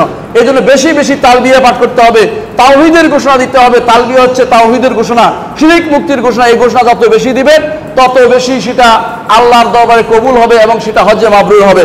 সপ্তম যেটা করতে হবে সেটা হচ্ছে হুসনুল জওয়ান, উত্তম পড়শির ভূমিকা পালন করবেন। হজের মধ্যে আপনার ভাই পাশে শুয়ে আছে, আপনি মনে করলেন খাইলেন, অনেকে তো খায় ফল, খাইয়া সব লাগুলি সব ওর বিছনার নিচে রেখে দিলেন, এটা উত্তম পড়শিপনার কাজ নয়। আপনি খাবার সময় তারটা ঠেলে দিলেন, আমার পেটটা টেনে নিলেন, এটা উত্তম পড়শির কাজ নয়। উত্তম পড়শি হচ্ছে পড়ে যাচ্ছে ভাই, তাকে আমার উপরে প্রাধান্য দেয়, এটা হচ্ছে উত্তম পড়শিপনার কাজ। এটা যদি করতে পারেন তাহলে আপনার হজে মাবরুর হবে। এই জন্য আব্দুল্লাহ ইবনে ওমর রাদিয়াল্লাহু আনহু জিজ্ঞাসা করা হয়েছিল যে হজে মাবরুর কিভাবে হয়? তিনি বলেছেন হুসনুল জিওয়ার, উত্তম প্রতিবেশী সুলভ আচরণ, সেটা হচ্ছে হজে মাবরুরের আলামত। যখন আপনি আপনার পড়শি, যে অন্য দেশের হইতে পারে, নিজের দেশের হইতে পারে, খারাপ হইতে পারে, কিন্তু আপনার কাজ হবে উত্তম প্রতিবেশী আচরণ করা। ইমাম ইবনে আব্দুল বার তার মুস্তাদরাকে তার ইস্তিহাবে সেটা উল্লেখ করেছেন। অষ্টম যে কাজটি করবেন হজ্জে মাবরুর হতে হলে সবর এখতিয়ার করতে হবে, তাকওয়া এবং ইহসান অর্জন করতে হবে। সবর কেন এখতিয়ার করবেন? হজের মধ্যে কষ্ট আছে, এখানে যদি সবর এখতিয়ার না করে হজের শেষের দিকে এসে যদি কোনো পালাইয়া চলে আসেন, অর্থ হচ্ছে আপনি আল্লাহর কাছ থেকে পালিয়ে আসছেন। অনেক মানুষকে দেখা যায় এই জন্য আর মুজদালিফার পরে আর কেউ থাকে না, মিনাতে থাকে না। কেন থাকে না? কষ্ট হচ্ছে। এই কষ্ট সবর যদি না করেন আপনার হজটা কেমন হজ্জে মাবরুর হবে? এই কষ্ট আপনাকে সবর করে মিনাতে অবস্থান করতে হবে। মিনাতে অবস্থানটা শুধু সুন্নত নয়, রাসূলুল্লাহ সাল্লাল্লাহু আলাইহি ওয়াসাল্লাম আদর্শ। রাসূল সেখানে ছিলেন এবং তিনি শুধুমাত্র বিশেষ কিছু লোককে বিশেষ কারণে হজের খাতিরে শুধুমাত্র কয়েকজনকে রুখসত দিয়েছেন, আর কাউকে তিনি রুখসত দেন নাই। এই জন্য ওমর রাদিয়াল্লাহু আনহু তিনি লোক পাঠাতেন 11, 12 তারিখ, 10 তারিখে কেউ যদি কোনো মিনার আকাবার উপরে তাকে পিটাইয়ে তাকে মিনার ভিতরে ঢুকিয়ে দিতেন। তাহলে উদ্দেশ্য হচ্ছে গুরুত্বপূর্ণ এটা যে কখনো এই সময়ে হজের যারা বিরক্ত হয়ে চলে আসে তাদের হজ কিন্তু কবুল হচ্ছে না, বিরক্ত হওয়া যাবে না। অনেক এই জন্য আল্লাহ তাআলা বলেছেন যে ওয়াজকুরুল্লাহ ফি আইয়ামিন মা'দুদাত ফামান তাআজ্জালা ফি ইয়াওমাইনি ফালা ইসমা আলাইহি ওয়া মান তাআখারা ফালা ইসমা আলাইহি লিমান ইত্তাকা।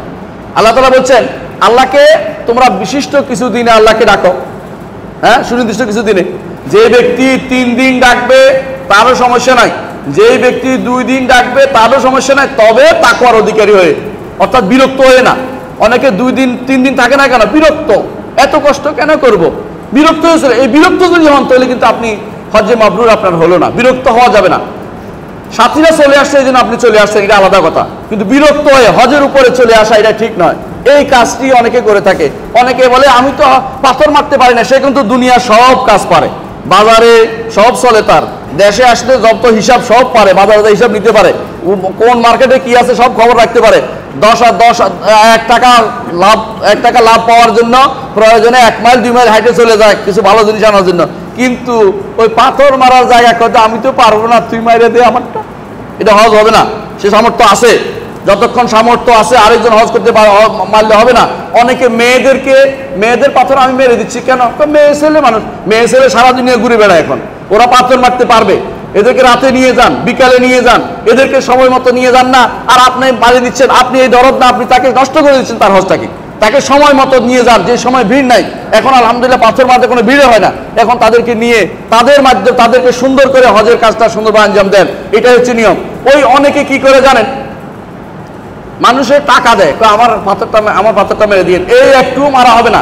হাজি ছাড়া, হাজির পাথর অন্য কেউ মারলে মারা হয় না, বুঝছেন কিনা? আপনার হাজি ভাই যদি কোনো আপনি না পারেন, সে হাজি ভাই হতে হইব। এখন যদি কোনো কেউ মোয়াল্লেমের একটা লোক আছে ওখানে কাজ করে, ওরা টাকা ঢুকে দিচ্ছেন, সে যা মারছে কিচ্ছু হবে না, ওটা আল্লাহর হজ হয় না, এটা গজ হয়েছে, এটা হজ বলে বিবেচিত হবে না। এই জন্য হজের মাসলা জানতে হবে, হজের মাসলা শিখতে হবে। না শিখে ভুল করে আপনারা হজে করে গেলে এই হজের মাসুল দিতে আরেকবার যাওয়া হয়তো অনেকের জীবনে সম্ভব হয় না। এই জন্য জেনে শুনে হজ করতে হবে, উত্তম পলিসি এখতিয়ার করতে হবে, এটা গুরুত্বপূর্ণ। সবর এবং তাকওয়া অবলম্বন করতে হবে হজের মধ্যে। 9ম কাজ হচ্ছে দুনিয়া বিমুখ আছে কিনা একটু দেখেন, আপনার দুনিয়া বিমুখ হচ্ছেন কিনা। আমি অনেক ভাইকে দেখেছি সুবহানাল্লাহ, হজের পরে তার মধ্যে দুনিয়া বিমুখতা এমনভাবে আসছে, আমরা কি যখনই তারা এটা করেন বলছে আমার মাওলা বলছে এটা করবো, আল্লাহু আকবার। তার মধ্যে আখিরাতের প্রতি এত মায়া জমে যায়, সে আল্লাহর সাথে সাক্ষাতের আশা করে। রাসূলুল্লাহ সাল্লাল্লাহু আলাইহি ওয়াসাল্লাম বলেছেন মান আহাব্বা লিকা আল্লাহ আহাব্বাল্লাহু লিকাহু, যে কেউ আল্লাহর সাক্ষাতের আশা করে ভালোবাসে, আল্লাহ তার সাথে সাক্ষাতে ভালোবাসে। আর যে কেউ আল্লাহর অপছন্দ করে, আল্লাহ তার সাথে সাক্ষাতে অপছন্দ করে। তাহলে দেখা যাচ্ছে এরা হজের পরে যদি আল্লাহর সাক্ষাতের আশাটা আপনার কম থাকে, বোঝা গেল আপনার হজে মাবরুর হয়নি। আপনার মাথায় থাকবে এটা, যে কোনো সময় আল্লাহর সাথে সাক্ষাৎ করতে আমি যাব, আল্লাহর সাথে আমার সাক্ষাৎ হয়ে যাবে, এই বিশ্বাস আপনার থাকতেই হবে। এবং আপনার মনের ভিতরে দুনিয়ার প্রাধান্য অবশ্যই কমে যাবে, আখিরাতের প্রাধান্য বেড়ে যাবে। এটা হচ্ছে হজে মাবরুরের একটি আলামত। 10ম যে আলামতটি বলবো এবং সেটার মধ্যে আমি কথা শেষ করবো, তা হচ্ছে যে আপনাকে অবশ্যই আগের অবস্থার চেয়ে পরের অবস্থা ভালো হতে হবে। আগের অবস্থা কি ছিল? আগে আপনি সুদ খাইতেন, এখনো সুদ খান আসা। আগে ঘুষ খাইতেন, এখনো ঘুষ খান। হ্যাঁ, আসছে তো দেখো আমি এইমাত্র হজ করে আসছি, এতে রাখো, দয়ারে রাখো, এগুলো ধরতে পারতেছি না, দয়ারে রাখো। মানে তার সুদ তো আগে ঘুষ খাইছে, তো এখন ঘুষ ছাড়তে পারতেছি না, দয়ারে রাখো, ওদের কাছে দাও, আমি হজ করে আসছি। মানে এটা দেখানো হজ, কিসের হজ? সেটা ঘুষ খাচ্ছে। যার এই পরিবর্তন, সরকারি মাল আগে থেকে খাইছেন, হ্যাঁ, সরকারি গুলুল, সরকারি মাল আগে থেকে আত্মসাৎ করেছেন, এখন আরো আত্মসাৎ করতে চান, আপনার হজ গজ হয়েছে, আপনার হজ হয় নাই, আপনার হজ গ্রহণযোগ্য হজ হয় নাই। কি জন্য? এই জন্য অনেকে যে মনে করে আরাফার মাঠে গেলেই বুঝি হজ হয়ে যায়, কথাটা ঠিক নয়। এই কথাটা বলতে চাচ্ছি, আরাফার মাঠ একজন কেউ ফতোয়া দিয়ে বেড়ায়, আরাফা একজনের হজ কবুল হলে সবার হজ কবুল হবেন, জি না, এটা নয়। রাসূলুল্লাহ সাল্লাল্লাহু আলাইহি ওয়াসাল্লাম বলতেন না আল হাজ্জুল মাবরুর, বলতেন না আলাদা, সবাই হজ কবুল হওয়ার কোনো জরুরত নাই। হ্যাঁ, যদি সবাই আল্লাহর কাছে ক্ষমা চায় তখন রাসূলুল্লাহ সাল্লাল্লাহু আলাইহি ওয়াসাল্লাম, যে হাদিস আছে যে আরাফার মাঠে রাসূলুল্লাহ সাল্লাল্লাহু আলাইহি ওয়াসাল্লাম বলেছে, আরাফার মাঠে আল্লাহ তাআলা বলেন আশহুদুকুম আন্নী কাদ গাফারতু লাহুম, আমি তোমাদের সাক্ষী রাখি বলছি এদের ক্ষমা করে দিলাম।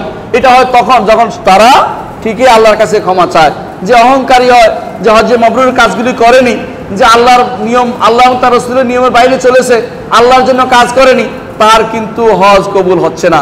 তাহলে দশম যে কাজটি, অবশ্যই আমাকে হজের আগের এবং পরের মধ্যে পরিবর্তন পরিলক্ষিত হতে হবে। হজের আগে আপনি সালাত জামাতে পড়েননি, এখনো আপনি সালাত জামাতে পড়েন না। হজের আগে কেউ তো আবার নতুন পদ্ধতি আবিষ্কার করছে, জানেন না? হজের পরে 40 দিন ঘরের ভিতরে থাকে, জামাত তো দূরের কথা, নাউজুবিল্লাহ। এই সময় নাকি কারো বাড়িতে গেলে যদি বদদোয়া লাগে, এই জন্য কেউ কারো বাড়িতে যায় না। কে শিখিয়ে দিল এই পদ্ধতি? শয়তান আবিষ্কার করে মাঝে মধ্যে। ওয়াইন্না শায়াতিনা লা ইউহুনা ইলা আউলিয়াইহিম লিউজাদিলুকুম, শয়তান মাঝে মধ্যে ওয়াহী দেয়, তার অনুসারীদেরকে ওয়াহী দেয়, এটা করো এটা করো। এটা আল্লাহ এবং তার রাসূলের দিন নয়। নিজের মন মতো চললে হয় না। প্রত্যেকটি সালাত জামাতের সাথে আদায় করা, এই টেন্ডেন্সি যখন তৈরি হবে আপনার মধ্যে, সালাতের প্রতি মহব্বত আসবে, আল্লাহ এবং রাসূলের প্রতি মহব্বত আসবে, তাওহীদের প্রতি মহব্বত আসবে, সুন্নাহর প্রতি মহব্বত আসবে, আপনি সত্যিকার অর্থে হজ করেছেন, আপনার হজ এবং আল্লাহর দরবারে হজে মাবরুর হয়েছে। হজে মাবরুরের এই দশম আলামতটি বলে আমি শেষ করব। তার মধ্যে একটি কথাই বলছি, হজের মধ্যে আপনার কিছু লক্ষণ পরিলক্ষিত হবে। তা হচ্ছে আপনি যত রকমের ভালো কাজ কোনোটাই ত্যাগ করতে চান না। ভালো কাজ বুঝেন? একজন মানুষকে তার বাহনে উঠতে সহযোগিতা করা, এটাও ভালো কাজ।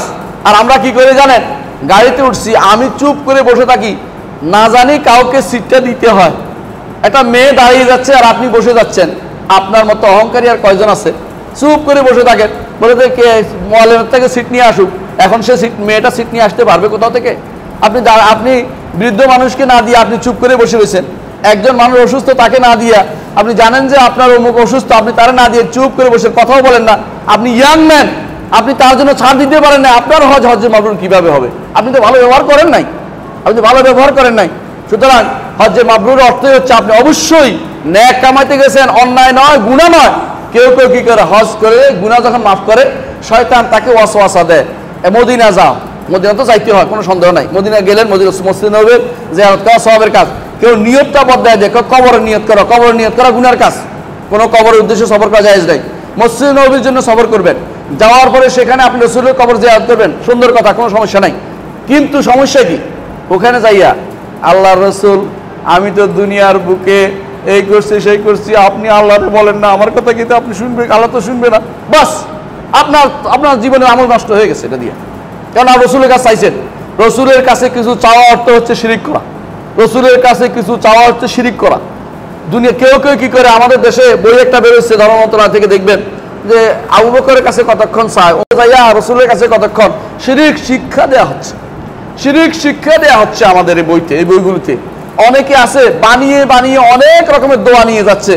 একজনের দোয়া গাঞ্জুল আশ, একজনে দেখলাম যে কি আমাকে নিয়ে দেখাচ্ছে গত সপ্তাহে যে আমি এটা পড়তে চাই, কি বলেন ওটা, মজমুয়ে ওয়াজাইফ শরীফ, ওজিফা, ওটার মধ্যে আসসালাতু ওয়াসসালামু আলাইকা ইয়া রাসূলুল্লাহ, 1-2-3 পৃষ্ঠা। আমি ওখানে দাঁড়ায় পড়বো, এটা জায়েজ আছে কিনা? আমি আপনারা ওখানে দাঁড়ায় পড়তে কে বলছে? হ্যাঁ, ওখানে বলে আসসালাতু ওয়াসসালামু আলাইকা ইয়া রাসূলুল্লাহ, বাস শেষ, আর কিছু নেই। আপনি চলে যাবেন, সালাতু সালাম পৌঁছে গেছে, আপনি এখানে দাঁড়িয়ে ইয়া হাবিবাল্লাহ ইয়া বলতে থাকবেন। এত জায়গা আপনারা কে দিবে? ওখানে মানুষের চলাফেরা বন্ধ করে দিবেন এত সময় করে। আপনি যখন এখানে সাওয়া শুরু করবেন রাসূলের কাছে, আপনি আগে যা করছিলেন সবগুলি বরবাদ হয়ে গেছে আপনার। তাহলে একজন মানুষ হজ থেকে কেউ তাওহীদ নিয়ে আসে, কেউ হজ থেকে নিজে বরবাদ হয়ে আসে। কেন বরবাদ হয়ে আসে? আপনার আকীদা ঠিক হয় নাই। হজের মূল জিনিস হচ্ছে আকীদা ঠিক হওয়া। কিভাবে আকীদা ঠিক করছে দেখেন, রাসূলুল্লাহ সাল্লাল্লাহু আলাইহি ওয়াসাল্লাম হজের শুরুতেই তালবিয়া, তাওহীদ দিছে কিনা? তোয়াফের শুরুতে আল্লাহু আকবার, তাওহীদ দিছে কিনা? আচ্ছা, যখন আপনি রব্বানা আতিনা ফিদ দুনিয়া, এখানে তাওহীদ আছে কিনা? যখন 2 রাকাত সালাত আদায় করছেন, প্রতি রাকাতে কি বলবেন? প্রথম রাকাতে কি বলবেন? কাফিরুন। দ্বিতীয় রাকাতে ইখলাস। এটাও তাওহীদের 2টা সূরা, এটা সব সূরাতে তাওহীদ বলা এটাকে। যখন আপনি গেলেন এতে সাফাতে কি বললেন? লা ইলাহা ইল্লাল্লাহু ওয়াহদাহু লা শারীকা লাহুল মুলকু ওয়া লাহুল হামদু ওয়া আলা কুল্লি শাইইন কাদির। তাওহীদ চার কিছু 3বার বললেন, আল্লাহু আকবার, আল্লাহু আকবার, আল্লাহু আকবার 3বার বললেন, আল্লাহ সবচেয়ে বড়, আর কেউ বড় নাই। মারওয়াতে গিয়ে আবার ঘোষণা দিলেন, এটা সাফা মারওয়ায় ঘোষণায় চললো। আবার মাঝখানে আল্লাহর কাছে ক্ষমা চাইলেন, বলেন রব্বিগফির ওয়ারহাম ইন্নাকা আনতাল আজিজুল আকরাম বললেন। এগুলি হচ্ছে তাওহীদের ঘোষণা। এটা নয় শুধু, আরো আছে। যখন আপনি আরাফার মাঠে গেলেন তখন কি বললেন? উত্তম যে কালেমাটি রাসূলুল্লাহ সাল্লাল্লাহু আলাইহি ওয়াসাল্লাম এবং পূর্ববর্তী সমস্ত নবী বলেছে, সেই কালেমাটি কি? লা ইলাহা ইল্লাল্লাহ ওয়াহদাহু লা শারীকা লাহু লাহুল মুলকু ওয়া লাহুল হামদু ওয়া আলা কুল্লি শাইইন কাদির। বাহ্যিক দৃষ্টিতে সবাই বলবে এটা দোয়া। কই এটা? আবার কোথায় দোয়া? এটা তো দোয়া না, এটা তো জিকির না। এই দোয়াটাই জিকির, এই জিকিরটাই দোয়া, এই জিকিরটাই দোয়া। কারণ দোয়া দুই প্রকার, একটা হচ্ছে চাওয়ার দোয়া আর একটা হচ্ছে প্রশংসার দোয়া। এটা হচ্ছে প্রশংসার দোয়া। প্রশংসার দোয়া এখানে চাওয়ার থেকে উত্তম। চাওয়া থেকে আপনি তো নিজের জন্য শুধু স্বার্থপর, আপনি শুধু আল্লাহ আমার দোয়া, আল্লাহ আমার দোয়া, আল্লাহর প্রশংসা করলেন না। এই জন্য উত্তম দোয়া হচ্ছে লা ইলাহা ইল্লাল্লাহ ওয়াহদাহু লা শারীকা লাহু লাহুল মুলকু ওয়া লাহুল হামদু ওয়া আলা কুল্লি শাইইন কাদির। সবচেয়ে উত্তম দোয়া হচ্ছে এটা। খেয়াল করেছেন আপনি? সবচেয়ে উত্তম দোয়া হচ্ছে এটা। সিজদার মধ্যে সবচেয়ে উত্তম হচ্ছে সুবহান রাব্বিয়াল আলা। রুকুর মধ্যে সবচেয়ে উত্তম সুবহান রাব্বিয়াল আযীম। প্রশংসা, এই প্রশংসার একটা দোয়া। রব্বুল আলামিন জানে আপনার অন্তরে কি আছে, সেটা দিবে। প্রশংসা করে যান, করে যান, প্রশংসা করতে থাকুন। প্রশংসা রব্বুল আলামিনের। হাসরের মাঠে রাসূলুল্লাহ সাল্লাল্লাহু আলাইহি ওয়াসাল্লাম তিনি রাসূল আরশের নিচে সিজদায় পড়ে শুধু প্রশংসা করতে থাকবেন। তখন আল্লাহ বলবেন যে ইরফা রাসাকা, মাথা উঠান, কি চাই বলেন। প্রশংসার আগে নয়। আপনি যখন সালাতে দান আলহামদুলিল্লাহ রাব্বিল আলামিন প্রশংসা, আর রহমানির রহিম প্রশংসা, মালিক ইয়াউমিদ্দিন প্রশংসা, ইহদিনাস সিরাতাল মুস্তাকিম বলতেছেন, এর আগ পর্যন্ত পুরোটা প্রশংসা করছেন। এরপরে যখন আল্লাহ তাআলা বলছে কি চাই তোমার, তখন বলবেন ইহদিনাস সিরাতাল মুস্তাকিম। তাহলে প্রশংসা এইটাই শিক্ষা দেওয়া হচ্ছে। হজের মধ্যে তাওহীদের শিক্ষা সবচেয়ে বেশি শিক্ষা। যখন আপনি আরাফা থেকে আরাফার মাঠে সারাক্ষণ দোয়া করলেন, আসলেন কোথায়? মিনাতে। মুজদালিফা দোয়া করলেন। মিনাতে যখন আসলেন, যখন আপনি মিনাতে যখন পাথর মারলেন, তখন কি বললেন? আল্লাহু আকবার।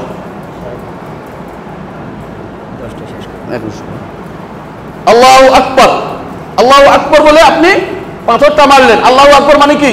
এই পাথর মেরেছি, এটা জানিয়ে দিচ্ছি দুনিয়ার বুকে কোনো শক্তি আমাকে আর এই শিরকের দিকে নিয়ে যেতে পারবে না। আল্লাহকে আমি সবার উপর রাখবো। তাওহীদের ঘোষণা আপনি দিয়ে দিলেন। তাওহীদের ঘোষণা আপনি দিয়ে দিলেন। এই তাওহীদ প্রতিবারে আল্লাহু আকবার, আল্লাহু আকবার, আল্লাহু আকবার 7 বার প্রথম দিন। প্রতিদিন এইভাবে আল্লাহকে বলতে থাকলেন। মুখে আপনার সারাক্ষণ তাকবীর। এরপরে ওই দিন থেকে শুরু হয়েছে নতুন নতুন তাকবীর। কি? আল্লাহু আকবার, আল্লাহু আকবার, লা ইলাহা ইল্লাল্লাহ, আল্লাহু আকবার, আল্লাহু আকবার, লিল্লাহিল হামদ। এটা কি কম? এটা তো পুরোটা তাওহীদ। আল্লাহু আকবার, আল্লাহু আকবার, লা ইলাহা ইল্লাল্লাহ, আল্লাহু আকবার, আল্লাহু আকবার, লিল্লাহিল হামদ। তাওহীদ আপনার মুখে চলছেই চলছে, এটা বন্ধ হচ্ছে না। কারণ এটা 14 দিন হজ শেষ মুহূর্ত পর্যন্ত চলতে থাকবে আপনার। যেদিন পর্যন্ত আপনি আসেন ওই দিন পর্যন্ত চলবে। অর্থাৎ কি? তৃতীয় দিন না, যেদিন পাথর মারা শেষ সেদিন পর্যন্ত যদি কেউ থাকে তখন পর্যন্ত হাত পাথর সে বলবে, অর্থাৎ সূর্য ডুবা পর্যন্ত আর এই চলতেছে। এটা সূর্য ডুবা আগ পর্যন্ত সেটা শেষ হবে, আসরের পরে শেষ হবে। তাহলে বোঝা গেল আপনার তাওহীদের আহ্বান চলছে। শুধু তাই নয়, যখন আপনি জবে করছেন তখন কি বলেন?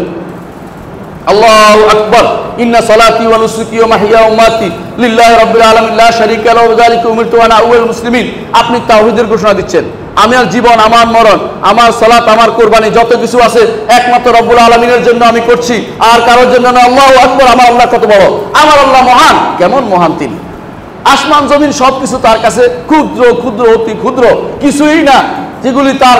আর কুরসির মধ্যে 60 দিরহামের মতো যেই কুরসি আল্লাহর পাওয়ার রাখা স্থান। আর রব্বুল আলামিন আরশের কথা কেউ বলতে পারবে না। রব্বুল আলামিন কত বড় আর কেউ জানে না। তিনি আকবর, তিনি আযম, তিনি আযীম, তিনি আমার রব্বুল আলামিন, তিনি করিম। তিনি বান্দাকে দয়া করে আমাকে ঈমান নামক নিয়ামতটি দিয়েছেন। এই তাওহীদের ঘোষণা হজের মধ্যে থাকবে এবং আশা পর্যন্ত ঘোষণা আপনি দিতেই থাকবেন।